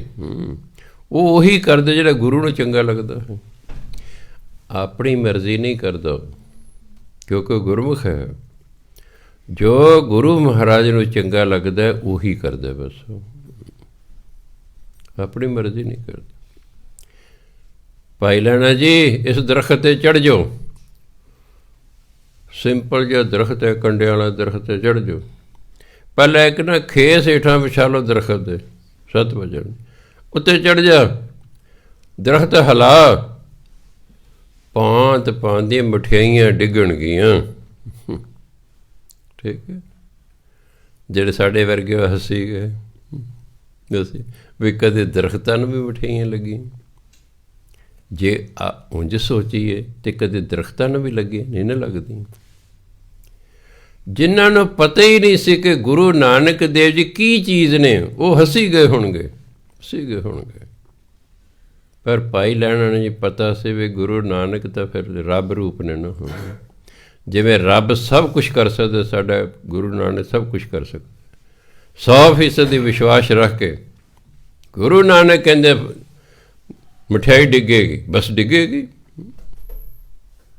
ਗੁਰੂ ਨਾਨਕ ਕਹਿੰਦੇ ਮਠਿਆਈ ਡਿੱਗੇਗੀ। ਟੀਚਰ ਨੇ ਬੱਚੇ ਨੂੰ ਕਿਹਾ ਧਰਤੀ ਗੋਲ ਹੈ, ਬੱਚੇ ਨੇ ਮੰਨ ਲਿਆ ਧਰਤੀ ਗੋਲ। ਵੇਖੀ ਨਹੀਂ ਉਹਨੇ, ਮਾਂ ਪੜ੍ਹੀ ਲਿਖੀ ਹੈ, ਉਹ ਜਾਣ ਕੇ ਕਹਿੰਦੀ ਬੱਚੇ ਨੂੰ, ਉਹ ਨਹੀਂ ਹੋਏ ਕੋਈ ਗੋਲ ਗਾਲ ਨਹੀਂ ਹੈਗੀ, ਚੌਰਸ ਹੈ। ਨਹੀਂ, ਮੇਰੀ ਮੈਡਮ ਨੇ ਕਿਹਾ ਧਰਤੀ ਗੋਲ ਹੈ, ਬਸ ਗੋਲ ਹੈ। ਉਹ ਮੰਮੀ ਦੀ ਗੱਲ ਹੀ ਮੰਨੇਗਾ, ਉਹ ਫਿਰ ਟੀਚਰ ਦੀ ਗੱਲ ਮੰਨੇਗਾ, ਧਰਤੀ ਗੋਲ ਹੈ ਬਸ। ਉਹਨਾਂ ਨੂੰ ਵਿਸ਼ਵਾਸ ਸੀ ਕਿ ਗੁਰੂ ਨਾਨਕ ਦੇਵ ਜੀ ਕਹਿੰਦੇ ਨੇ ਮਠਿਆਈ ਡਿੱਗੇਗੀ, ਬਸ ਡਿੱਗੇਗੀ। ਇੱਕ ਗੱਲ ਯਾਦ ਰੱਖਣੀ, ਬ੍ਰਹਮ ਗਿਆਨੀ ਲਈ ਕੁਦਰਤ ਆਪਣਾ ਸੁਭਾਅ ਬਦਲ ਲੈਂਦੀ ਹੈ। ਇਹ ਖਿਆਲ ਰੱਖਣਾ। ਪੱਥਰ ਸਖਤ ਹੁੰਦਾ ਹੈ, ਬ੍ਰਹਮ ਗਿਆਨੀ ਨੇ ਕਿਹਾ ਧੰਨ ਕਰਤਾਰ, ਰੁੜਦਾ ਪੱਥਰ ਉੱਥੇ ਰੁਕ ਗਿਆ ਹੈ, ਹੱਥ ਲੈ ਨਰਮ ਹੋ ਗਿਆ ਹੈ। ਸਖਤ ਹੁੰਦਾ ਪੱਥਰ, ਨਰਮ ਹੋ ਗਿਆ। ਇਹ ਕੁਦਰਤ ਬ੍ਰਹਮ ਗਿਆਨੀ ਦੀ ਆਖੇ ਲੱਗਦੀ ਹੈ। ਇੱਕ ਮਹਾਂਪੁਰਖ ਜਾ ਰਿਹਾ ਪਹਾੜ 'ਚੋਂ, ਸਵਾਮੀ ਰਾਮ ਜੀ ਕਹਿੰਦੇ ਮੇਰੇ ਗੁਰੂ, ਪਹਾੜ ਰੁੜਦਾ ਰਿਹਾ, ਬਰਸਾਤ ਦਾ ਮੌਸਮ ਤੋਂ ਰੁੜਦਾ ਰਿਹਾ। ਉਹ ਸਵਾਮੀ ਜੀ ਕਹਿੰਦੇ ਐ ਪਰਬਤ ਰੁਕ ਜਾਓ, ਹਮਨੇ ਇੱਥੋਂ ਲੰਘਣਾ। ਪਹਾੜ ਉੱਥੇ ਰੁਕ ਗਿਆ। ਜਦੋਂ ਲੰਘ ਗਏ ਅੱਗੇ ਜਾ ਕੇ ਐ ਪਰਬਤ ਅਗਰ ਤੁਮਨੇ ਗਿਰਨਾ ਗਿਰ ਜਾਓ, ਤੇ ਪਹਾੜ ਚੜਮ ਕਰਕੇ ਧਰਤੀ ਡਿੱਗ ਪਿਆ। ਇਹ ਜਿਹੜੀ ਕੁਦਰਤ ਹੈ ਇਹ ਬ੍ਰਹਮ ਗਿਆਨੀ ਦੇ ਅਧੀਨ ਹੁੰਦੀ ਹੈ। ਬ੍ਰਹਮ ਗਿਆਨੀ ਨੇ ਕਹਿਤਾ ਮਠਿਆਈ ਡਿੱਗੇਗੀ, ਕੁਦਰਤ ਦਾ ਕੀ ਮਜਾਲ ਹੈ ਕਿ ਨਾ ਡਿੱਗੇ। ਅਤੇ ਉਹੀ ਗੱਲ ਹੋਈ, ਤੜ ਮਠਿਆਈ ਡਿੱਗਣੀ ਭਾਂਤ ਭਾਂਤ ਸ਼ੁਰੂ ਹੋ ਗਈ। ਕਹਿੰਦੇ ਲਓ ਵੀ ਸੱਜਣ ਪਹਿਲਾਂ ਰੱਜ ਕੇ ਖਾ ਲਓ, ਬਾਕੀ ਪੰਡ ਬੰਨੋ ਡੇਰੇ 'ਤੇ ਲੈ ਜਾਂਦੇ, ਜਿਹੜੇ ਉੱਥੇ ਸੰਗਤ ਬੈਠੇ ਉਹਨੂੰ ਖਾਵਾਂਗੇ। ਇੰਨਾ ਵਿਸ਼ਵਾਸ ਗੁਰੂ 'ਚ ਹੋਣਾ ਚਾਹੀਦਾ, ਫਿਰ ਉਹ ਸਿੱਖ ਦੇ ਬੇੜੇ ਪਾਰ ਹੋ ਜਾਂਦੇ ਨੇ।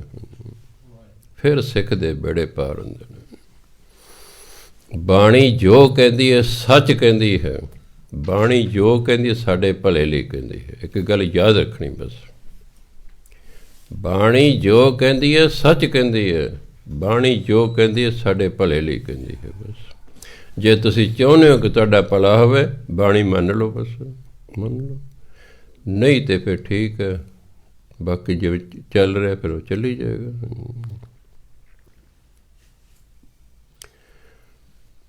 ਜੋ ਸੋ ਕਰੇ ਜੇ ਸਤਿਗੁਰ, ਸੋ ਕਰੇ ਜੇ ਸਤਿਗੁਰ ਭਾਵ ਸੀ, ਗੁਰਪੂਰਾ ਘਰੀ ਵਸਾਏ ਸੀ।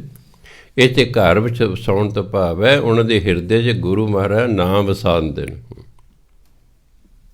ਜੋ ਗੁਰੂ ਨੂੰ ਚੰਗਾ ਲੱਗਦਾ ਜਿਹੜਾ ਉਹੀ ਕਰਦਾ ਹੈ, ਗੁਰੂ ਮਹਾਰਾਜ ਦੇ ਹਿਰਦੇ 'ਚ ਨਾਮ ਵਸਾ ਦਿੰਦੇ ਨੇ। ਹਿਰਦੇ 'ਚ ਨਾਮ ਵਸ ਗਿਆ ਫਿਰ ਆਪੇ ਰੱਬ ਯਾਦ ਆਈਓ ਹੀ ਜਾਣਾ ਹੈ। ਜਿਨ ਅੰਦਰ ਨਾਮ ਨਿਧਾਨ ਹੈ, ਤਿਨ ਕਾ ਭਉ ਸਭ ਗਵਾਏ ਸੇ। ਨਿਧਾਨ ਖਜ਼ਾਨੇ ਨੂੰ ਕਹਿੰਦੇ ਨੇ। ਜਿਨ੍ਹਾਂ ਦੇ ਅੰਦਰ ਨਾਮ ਦਾ ਖਜ਼ਾਨਾ ਹੈ ਨਾ, ਇਹ ਜਿਹੜਾ ਨਾਮ 'ਚ ਇੰਨੀ ਤਾਕਤ ਹੈ ਕਿ ਉਹਦਾ ਸਾਰਾ ਡਰ ਹੀ ਦੂਰ ਹੋ ਜਾਏਗਾ। ਤਿੰਨ ਕਾ ਭਉ ਸਭ ਗਵਾਈ ਸੀ, ਉਹਨਾਂ ਦਾ ਸਾਰਾ ਡਰ ਹੀ ਖਤਮ ਹੋ ਜਾਂਦਾ ਹੈ ਕਿ ਅੰਦਰ ਨਾਮ ਵਸ ਗਿਆ। ਇਹ ਤਾਂ ਮਤਲਬ ਅੰਦਰ ਰੱਬ ਵਸ ਗਿਆ ਹੈ। ਨਾਮ ਅਤੇ ਨਾਮੀ 'ਚ ਕੋਈ ਫਰਕ ਨਹੀਂ ਹੁੰਦਾ। ਆਪਾਂ ਵਾਹਿਗੁਰੂ ਕਹਿੰਦੇ ਹਾਂ, ਨਾਮ ਹੈ ਨਾ, ਵਾਹਿਗੁਰੂ ਦਾ ਨਾਮ ਵੀ ਹੈ ਅਤੇ ਵਾਹਿਗੁਰੂ ਆਪ ਵੀ ਵਾਹਿਗੁਰੂ ਹੈ। ਨਾਮ ਅਤੇ ਨਾਮੀ 'ਚ ਕੋਈ ਨਹੀਂ ਫਰਕ ਹੁੰਦਾ। ਨਾਮ ਵਸ ਗਿਆ ਸਮਝੋ ਰੱਬ ਵਸ ਗਿਆ ਅੰਦਰ ਬਸ। ਅਤੇ ਜਿਹਦੇ ਅੰਦਰ ਰੱਬ ਵਸ ਜੇ ਉਹਨੂੰ ਹੋਰ ਕੀ ਚਾਹੀਦਾ ਜੀ। ਜਿਨ ਰੱਖਣ ਕੋ ਹਰ ਆਪ ਹੋਏ, ਹੋਰ ਕੀਤੀ ਚੱਕ ਚੱਕ ਜੈਸੇ। ਜਿਹਦੀ ਰੱਖਿਆ ਕਰਨ ਵਾਲਾ ਪਰਮਾਤਮਾ ਆਪ ਹੈ, ਬਾਕੀ ਪਏ ਚੱਖਾਂ ਮਾਰ, ਉਹਦਾ ਕੀ ਵਿਗੜਦਾ ਹੈ? ਉਹਦਾ ਕੁਛ ਨਹੀਂ ਵਿਗੜਦਾ। ਉਹ ਚੱਖਾਂ ਮਾਰ ਖੱਪ ਖੱਪ ਕੇ ਸੰਸਾਰ ਤੋਂ ਚਲੇ ਜਾਂਦੇ ਹਨ। ਜਨ ਨਾਨਕ ਨਾਮ ਧਿਆਏ ਤੂੰ। ਗੁਰੂ ਮਹਾਰਾਜ ਕਹਿੰਦੇ ਹੈ ਭਾਈ ਤੂੰ ਨਾਮ ਜਪ। ਫਿਰ ਕੀ ਹੋਏਗਾ? ਆਪੇ ਪ੍ਰਸ਼ਨ ਕਰ ਲਈਦਾ। ਦੇਖੋ ਅਸੀਂ ਹਾਂ ਸਵਾਰਥੀ। ਅਸੀਂ ਚਾਹੁੰਦੇ ਵੀ ਜੋ ਅਸੀਂ ਕਰ ਰਹੇ ਉਹਦਾ ਸਾਨੂੰ ਫਲ ਮਿਲਣਾ ਚਾਹੀਦਾ ਹੈ, ਫਲ ਮਿਲਣਾ ਚਾਹੀਦਾ। ਉਹ ਕਹਿੰਦੇ ਭਾਈ ਤੂੰ ਨਾਮ ਜਪ। ਅਤੇ ਤੁਸੀਂ ਕਹੋ ਮਹਾਰਾਜ ਜੀ ਕੀ ਮਿਲੇਗਾ ਨਾਮ ਜਪ ਕੇ? ਦੇਖੋ ਅਤੇ ਕੋਈ ਗੁਰਦੁਆਰੇ ਐਵੇਂ ਨਹੀਂ ਜਾਂਦਾ। ਕੀ ਕਹਿੰਦਾ ਲੱਖ ਮਗਰ ਕੋਈ ਇੱਕ ਜਾਂਦਾ ਹੋਵੇ ਦਰਸ਼ਨ ਦੀਦਾਰੇ ਕਰਨ ਨੂੰ, ਵੀ ਕੁਛ ਵੀ ਨਾ ਮੰਗੇ ਉੱਥੇ ਜਾ ਕੇ। ਮੈਨੂੰ ਅਜੇ ਤੱਕ ਕੋਈ ਐਸਾ ਬੰਦਾ ਨਹੀਂ ਟੱਕਰਿਆ ਜਿਹਨੇ ਗੁਰਦੁਆਰੇ ਜਾ ਕੁਛ ਨਾ ਕੁਛ ਮੰਗਿਆ ਨਾ ਹੋਵੇ। ਕੁਛ ਤਾਂ ਮੰਗਦੇ ਹੋ ਕਿ ਨਹੀਂ? ਹਾਲਾਂਕਿ ਗੁਰਦੁਆਰੇ ਕਿਉਂ ਜਾਂਦੇ? ਵੀ ਗੁਰੂ ਨੂੰ ਬੇਨਤੀ ਕਰ ਜਾਂਦਾ ਕੋਈ ਦੇਣਗੇ ਮੈਨੂੰ। ਕਿਉਂਕਿ ਨਾਮ ਜਪ ਕੀ ਬਿਲੂ ਜੀ ਹਲਤ ਪਲਤ ਛਡਾਏ ਸੀ। ਪਰਮਾਤਮਾ ਕੀ ਕਰੇਗਾ? ਤੇਰੇ ਲੋਕ ਪਰਲੋਕ 'ਚ ਇਹਨਾਂ ਜਮਦੂਤਾਂ ਤੋਂ ਛੁਡਾ ਲਏਗਾ। ਤੇਰਾ ਕੁਛ ਨਹੀਂ ਵਿਗੜੇਗਾ। ਪਰਮਾਤਮਾ ਤੇਰੇ ਵੱਲ ਹੋਏਗਾ। ਨਾਮ ਜਪ ਉਹਦਾ ਤੂੰ ਵਿਸ਼ੇ ਵਿਕਾਰਾ ਤੂੰ ਬਚਿਆ ਰਹੇਗਾ। ਵਿਸ਼ੇ ਵਿਕਾਰਾ ਜਿਹੜਾ ਪਿਆ ਹੈ ਇਹ ਨੀਵੀਂ ਸੋਚ ਦੀ ਨਿਸ਼ਾਨੀ ਹੁੰਦੀ ਹੈ। ਨਾਮ ਜਪ ਜਪ ਕੇ ਸਾਡੀ ਸੋਚ ਉੱਚੀ ਹੋਈ ਜਾਣੀ। ਜਿਉਂ ਸਾਡੀ ਸੋਚ ਉੱਚੀ ਹੋਣੀ ਹੈ ਜਾਣੀ ਅਸੀਂ ਘਟੀਆ ਕੰਮ ਛੱਡਦੇ ਜਾਣਾ ਹੈ। ਇੱਕ ਦਿਨ ਸੋਚ ਇੰਨੀ ਉੱਚੀ ਹੋ ਜਾਣੀ ਹੈ ਕਿ ਘਟੀਆ ਖਿਆਲ ਹੀ ਸਾਡੇ ਅੰਦਰ ਨਹੀਂ ਆਉਣਾ। ਕਰਨਾ ਤਾਂ ਘਟੀਏ ਕੰਮ ਕਿ ਖਿਆਲ ਹੀ ਆਉਣ ਬੰਦ ਹੋ ਜਾਂਦੇ ਨੇ। ਖਿਆਲ ਹੀ ਬੰਦ ਨੇ। ਜਿਵੇਂ ਰਾਤਾਂ ਸੁਪਨੇ ਹੀ ਬੰਦ ਹੋ ਜਾਂਦੇ ਨੇ। ਜਦੋਂ ਭਜਨ ਬੰਦਗੀ ਅੱਛੀ ਅਵਸਥਾ ਹੁੰਦੀ ਹੈ ਔਰ ਸੰਸਾਰ ਸੁਪਨੇ ਹੀ ਬੰਦ ਆਉਂਦੇ ਹੀ ਨਹੀਂ। ਸੰਸਾਰ ਦੇ ਸੁਪਨੇ ਹੋ ਜੇ ਕਦੇ ਆਵੇਗਾ ਤਾਂ ਹਾਂ ਤੁਸੀਂ ਕਿਸੇ ਗੁਰਦੁਆਰਾ ਸਾਹਿਬ ਬੈਠੇ ਹੋ ਜਾਂ ਕਿਤੇ ਹੋਰ ਸਤਸੰਗ 'ਚ ਬੈਠੋ ਇਹੋ ਜਿਹੇ ਆਉਣਗੇ। ਬਾਹਰ ਜੀ ਮੇਰੇ ਮਗਰ ਸ਼ੇਰ ਪੈ ਗਿਆ ਜੀ ਅਤੇ ਮੈਂ ਜੀ ਫਿਰ ਡਿੱਗ ਪਿਆ ਜੀ ਡਰਦਾ ਹੋਇਆ। ਇਹ ਜਿਹੇ ਸੁਪਨੇ ਨਹੀਂ ਆਉਂਦੇ। ਸੋ ਗੁਰੂ ਮਹਾਰਾਜ ਕਹਿੰਦੇ ਮਹਿਲਾ ਚੌਥਾ ਚੌਥੇ ਪਾਤਸ਼ਾਹ ਕਹਿੰਦੇ ਅੱਗੇ ਗੁਰ ਸਿੱਖਾਂ ਕੈ ਮਨ ਭਾਵਦੀ ਗੁਰ ਸਤਿਗੁਰ ਕੀ ਵਡਿਆਈ। ਗੁਰਸਿੱਖ ਜਿਹੜੇ ਨੇ ਕਹਿੰਦੇ ਉਹਨਾਂ ਦੇ ਮਨ ਨੂੰ ਗੁਰੂ ਦੀ ਵਡਿਆਈ ਚੰਗੀ ਲੱਗਦੀ ਹੈ। ਕੋਈ ਗੁਰੂ ਦੀ ਵਡਿਆਈ ਕਰਦੇ ਉਹਨੂੰ ਚੰਗੀ ਲੱਗਦੀ ਹੈ। ਸਾਡੇ ਸਾਹਮਣੇ ਤਾਂ ਕੋਈ ਕਿਸੇ ਦੀ ਵਡਿਆਈ ਕਰਦਾ ਸਾਨੂੰ ਚੰਗੀ ਨਹੀਂ ਲੱਗਦੀ। ਅਸੀਂ ਮੱਚ ਜਾਂਦੇ ਹਾਂ ਵੀ ਸਾਡੀ ਨਹੀਂ ਕਰਦਾ ਉਹਦੀ ਕਰ ਰਿਹਾ। ਵਡਿਆਈ ਕਰਨੀ ਵੀ ਔਖੀ, ਦੂਜੇ ਦੀ ਵਡਿਆਈ ਸੁਣਨੀ ਵੀ ਔਖੀ। ਦੇਖਿਆ ਹਾਂ ਹਰ ਬੰਦਾ ਆਪਣੀ ਵਡਿਆਈ ਹੀ ਸੁਣਨਾ ਚਾਹੁੰਦਾ। ਬਸ ਜਦ ਮੇਰੀ ਸ਼ਾਦੀ ਹੋਈ ਮੇਰੇ ਭਰਾ ਨੇ ਮੈਨੂੰ ਕਿਹਾ ਮੇਰੀ ਗੱਲ ਸੁਣ ਲੈ ਧਿਆਨ ਨਾਲ। ਉਹ ਤਜਰਬੇ ਕਾ ਵਿਆਹ ਮੇਰੇ ਸੁਣ। ਆਪਣੀ ਘਰ ਵਾਲੀ ਦੇ ਅੱਗੇ ਕਿਸੇ ਦੂਜੀ ਜਨਾਨੀ ਦੇ ਨਾ ਭੁੱਲ ਕੇ ਵੀ ਵਡਿਆਈ ਨਹੀਂ ਕਰਨੀ, ਨਹੀਂ ਤੈਨੂੰ ਰੋਟੀ ਨਹੀਂ ਮਿਲਣੀ। 5-6 ਸਾਲ ਲੰਘ ਗਏ ਮੈਨੂੰ ਭਰਾ ਦੀ ਗੱਲ ਯਾਦ ਆ ਗਈ। ਮੈਂ ਦੇਖਾ ਤਾਂ ਸਹੀ ਤਜਰਬਾ ਕਰਕੇ। ਮੈਂ ਵੈਸੇ ਹੀ ਕਹਿਤਾ ਉਹ ਜਿਹੜੀ ਫਲਾਣੀ ਜਨਾਨੀ ਅਸੀਂ ਕਿੰਨੀ ਸੋਹਣੀ ਸੀ, ਕਿੰਨੇ ਸੋਹਣੇ ਕੱਪੜੇ ਲੱਗਦੇ ਸੀ। ਕਹਿੰਦੇ ਉਹਦੇ ਕੋਲ ਹੀ ਚਲੇ ਜਾਓ। ਮੁੜ ਕੇ ਨਹੀਂ ਮੈਂ ਕੀਤੀ। ਤਜਰਬਾ ਹੋ ਗਿਆ ਮੇਰਾ ਵੀ। ਅਤੇ ਮੈਂ ਤੁਹਾਨੂੰ ਵੀ ਆਪਣੇ ਤਜਰਬੇ ਤੋਂ ਕਹਿ ਰਿਹਾ। ਵਡਿਆਈ ਸੁਣਨੀ ਬੜੀ ਔਖੀ ਹੁੰਦੀ ਹੈ। ਅਤੇ ਕਹਿੰਦੇ ਸਾਨੂੰ ਤਾਂ ਆਪਣੇ ਗੁਰੂ ਦੀ ਵਡਿਆਈ ਸੁਣ ਕੇ ਖੁਸ਼ੀ ਹੁੰਦੀ ਹੈ। ਗੁਰਸਿੱਖਾਂ ਕੈ ਮਨ ਭਾਵਦੇ ਗੁਰ ਸਤਿਗੁਰ ਕੀ ਵਡਿਆਈ। ਹਰ ਰਾਖੋ ਪੈਜ ਸਤਿਗੁਰੂ ਕੀ ਨਿਤ ਚੜ੍ਹੈ ਸਵਾਈ।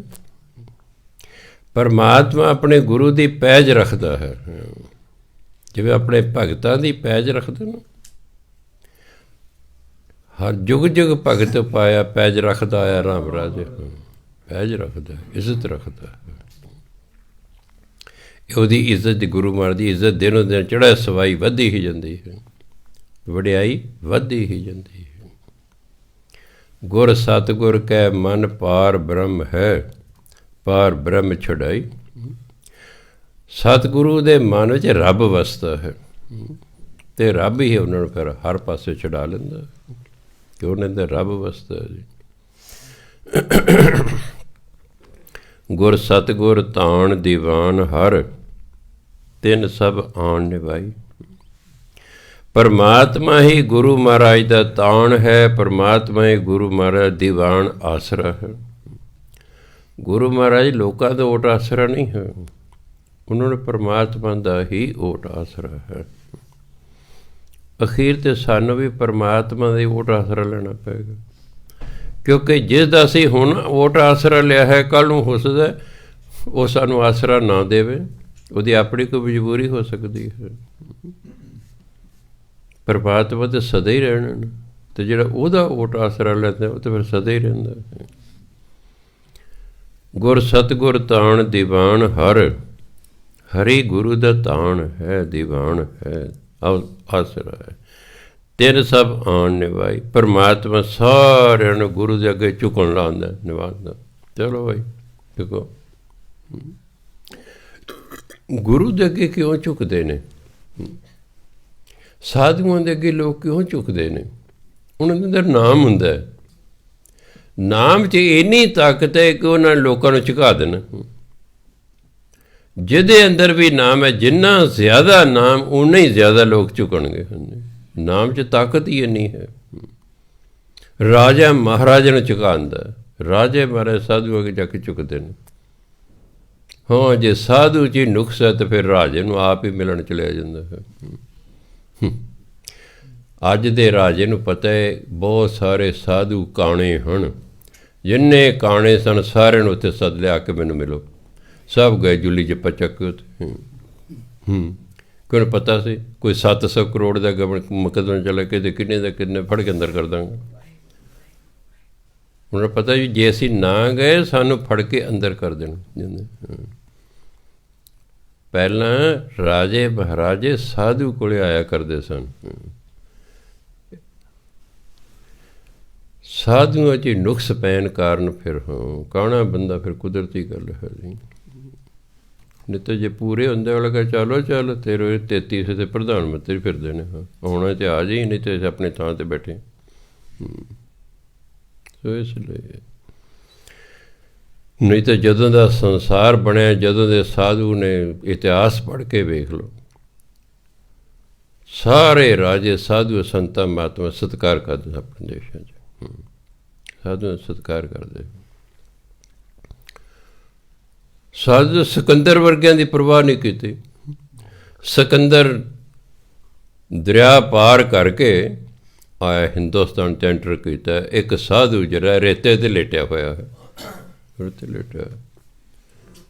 ਸਿਕੰਦਰ ਨੇ ਦੇਖਿਆ ਮੈਂ ਆਇਆ, ਇਹ ਸਾਧੂ ਖੜਾ ਹੀ ਨਹੀਂ ਹੋਇਆ ਮੇਰੇ ਸਤਿਕਾਰ 'ਚ। ਨੇੜੇ ਆ ਗਿਆ। ਸਾਧੂ ਕਹਿੰਦਾ ਸਿਕੰਦਰ ਕਿੱਥੇ ਚੱਲਿਆ? ਕਹਿੰਦਾ ਮੈਂ ਸਾਰੇ ਸੰਸਾਰ ਨੂੰ ਜਿੱਤਣ ਚੱਲਿਆ। ਕਹਿੰਦੇ ਅੱਛਾ, ਸਾਰੇ ਸੰਸਾਰ ਨੂੰ ਜਿੱਤ ਕੇ ਫਿਰ ਤੂੰ ਕੀ ਕਰੇਂਗਾ? ਕਹਿੰਦਾ ਫਿਰ ਮੈਂ ਆਰਾਮ ਕਰਾਂਗਾ। ਅੱਛਾ, ਕਹਿੰਦਾ ਆਰਾਮ ਹੀ ਕਰਨਾ, ਆ ਜਾ ਮੇਰੇ ਨਾਲ ਲੇਟ ਲੈ, ਮੈਂ ਆਰਾਮ ਹੀ ਕਰ ਰਿਹਾ। ਐਵੇਂ ਕਹਿੰਦਾ ਔਖਾ ਹੋਈ ਜਾਂਦਾ ਤੂੰ ਇਸ ਆਰਾਮ ਲਈ। ਆਹ ਦੇਖ ਕੇ ਮੈਂ ਹੈ ਲੇਟਿਆ ਰੇਤੇ, ਆ ਜਾ ਮੇਰੇ ਨਾਲ ਹੀ ਲੇਟ ਜਾ। ਝਾਕੇ ਸਿਕੰਦਰ ਖੜਾ। ਸਾਧੂ ਵਾਲੇ ਵੇਲੇ ਬੰਦੇ ਹੁੰਦੇ ਨੇ। ਸੋ ਗੁਰੂ ਮਹਾਰਾਜ ਕਹਿੰਦੇ ਜਿਨੀ ਡਿੱਠਾ ਮੇਰਾ ਸਤਿਗੁਰ ਭਾਉ ਕਰ। ਭਾਉ ਪਿਆਰ ਨੂੰ ਕਹਿੰਦੇ। ਜੇ ਭੱਬੇ ਨੂੰ ਕੰਨਾ ਨਾ ਦਾ ਫਿਰ ਹੁੰਦਾ ਸੀ ਭਾਉ। ਭਾਉ ਹੁੰਦਾ ਡਰ, ਭਾਉ ਹੁੰਦਾ ਪਿਆਰ। ਜਿਨੀ ਡਿੱਠਾ ਮੇਰਾ ਸਤਿਗੁਰ ਭਾਉ ਕਰ, ਤਿਨਕੇ ਸਭ ਪਾਪ ਗਵਾਈ। ਜਿਨ੍ਹਾਂ ਨੇ ਪਿਆਰ ਸਹਿਤ ਕਦੇ ਗੁਰੂ ਦੇ ਦਰਸ਼ਨ ਕੀਤੇ, ਗੁਰੂ ਮਹਾਰਾਜ ਨੇ ਸਾਰੇ ਪਾਪ ਹੀ ਖਤਮ ਕਰ ਦਿੱਤੇ। पाप ही खत्म करते। हर दरगाह ते मुख उजले बहुत शोभा पाए। दरगाह इनू दरगाह नहीं पढ़ना, ये फारसी का शब्द है, क्योंकि सानू लोगों को फारसी नहीं आती, हिंदी भी नहीं आती, इसलिए 80% हिंदी है, 15% पंजाबी सारी गुरबाणी 5% फारसी, संस्कृत, अरबी अते होर भाषावां ने। ते 1300 शब्द गुरु ग्रंथ साहिब फारसी दे 1300। हुण जे फारसी नहीं आउंदी तो उहदा उचारण भी नहीं आउंदा। जिवें सुन सुना लिया दरगाह दरगाह दरगाह ही पढ़दे ने सारे, एक ने दरगाह पढ़दा, दूजे तीजे चौथे पंजवें दरगाह। किसी ने सोचा ही नहीं कि जिहड़ा शब्द है किस भाषा का है, ये तो फारसी दे, ते फारसी च उचारण दरगाह।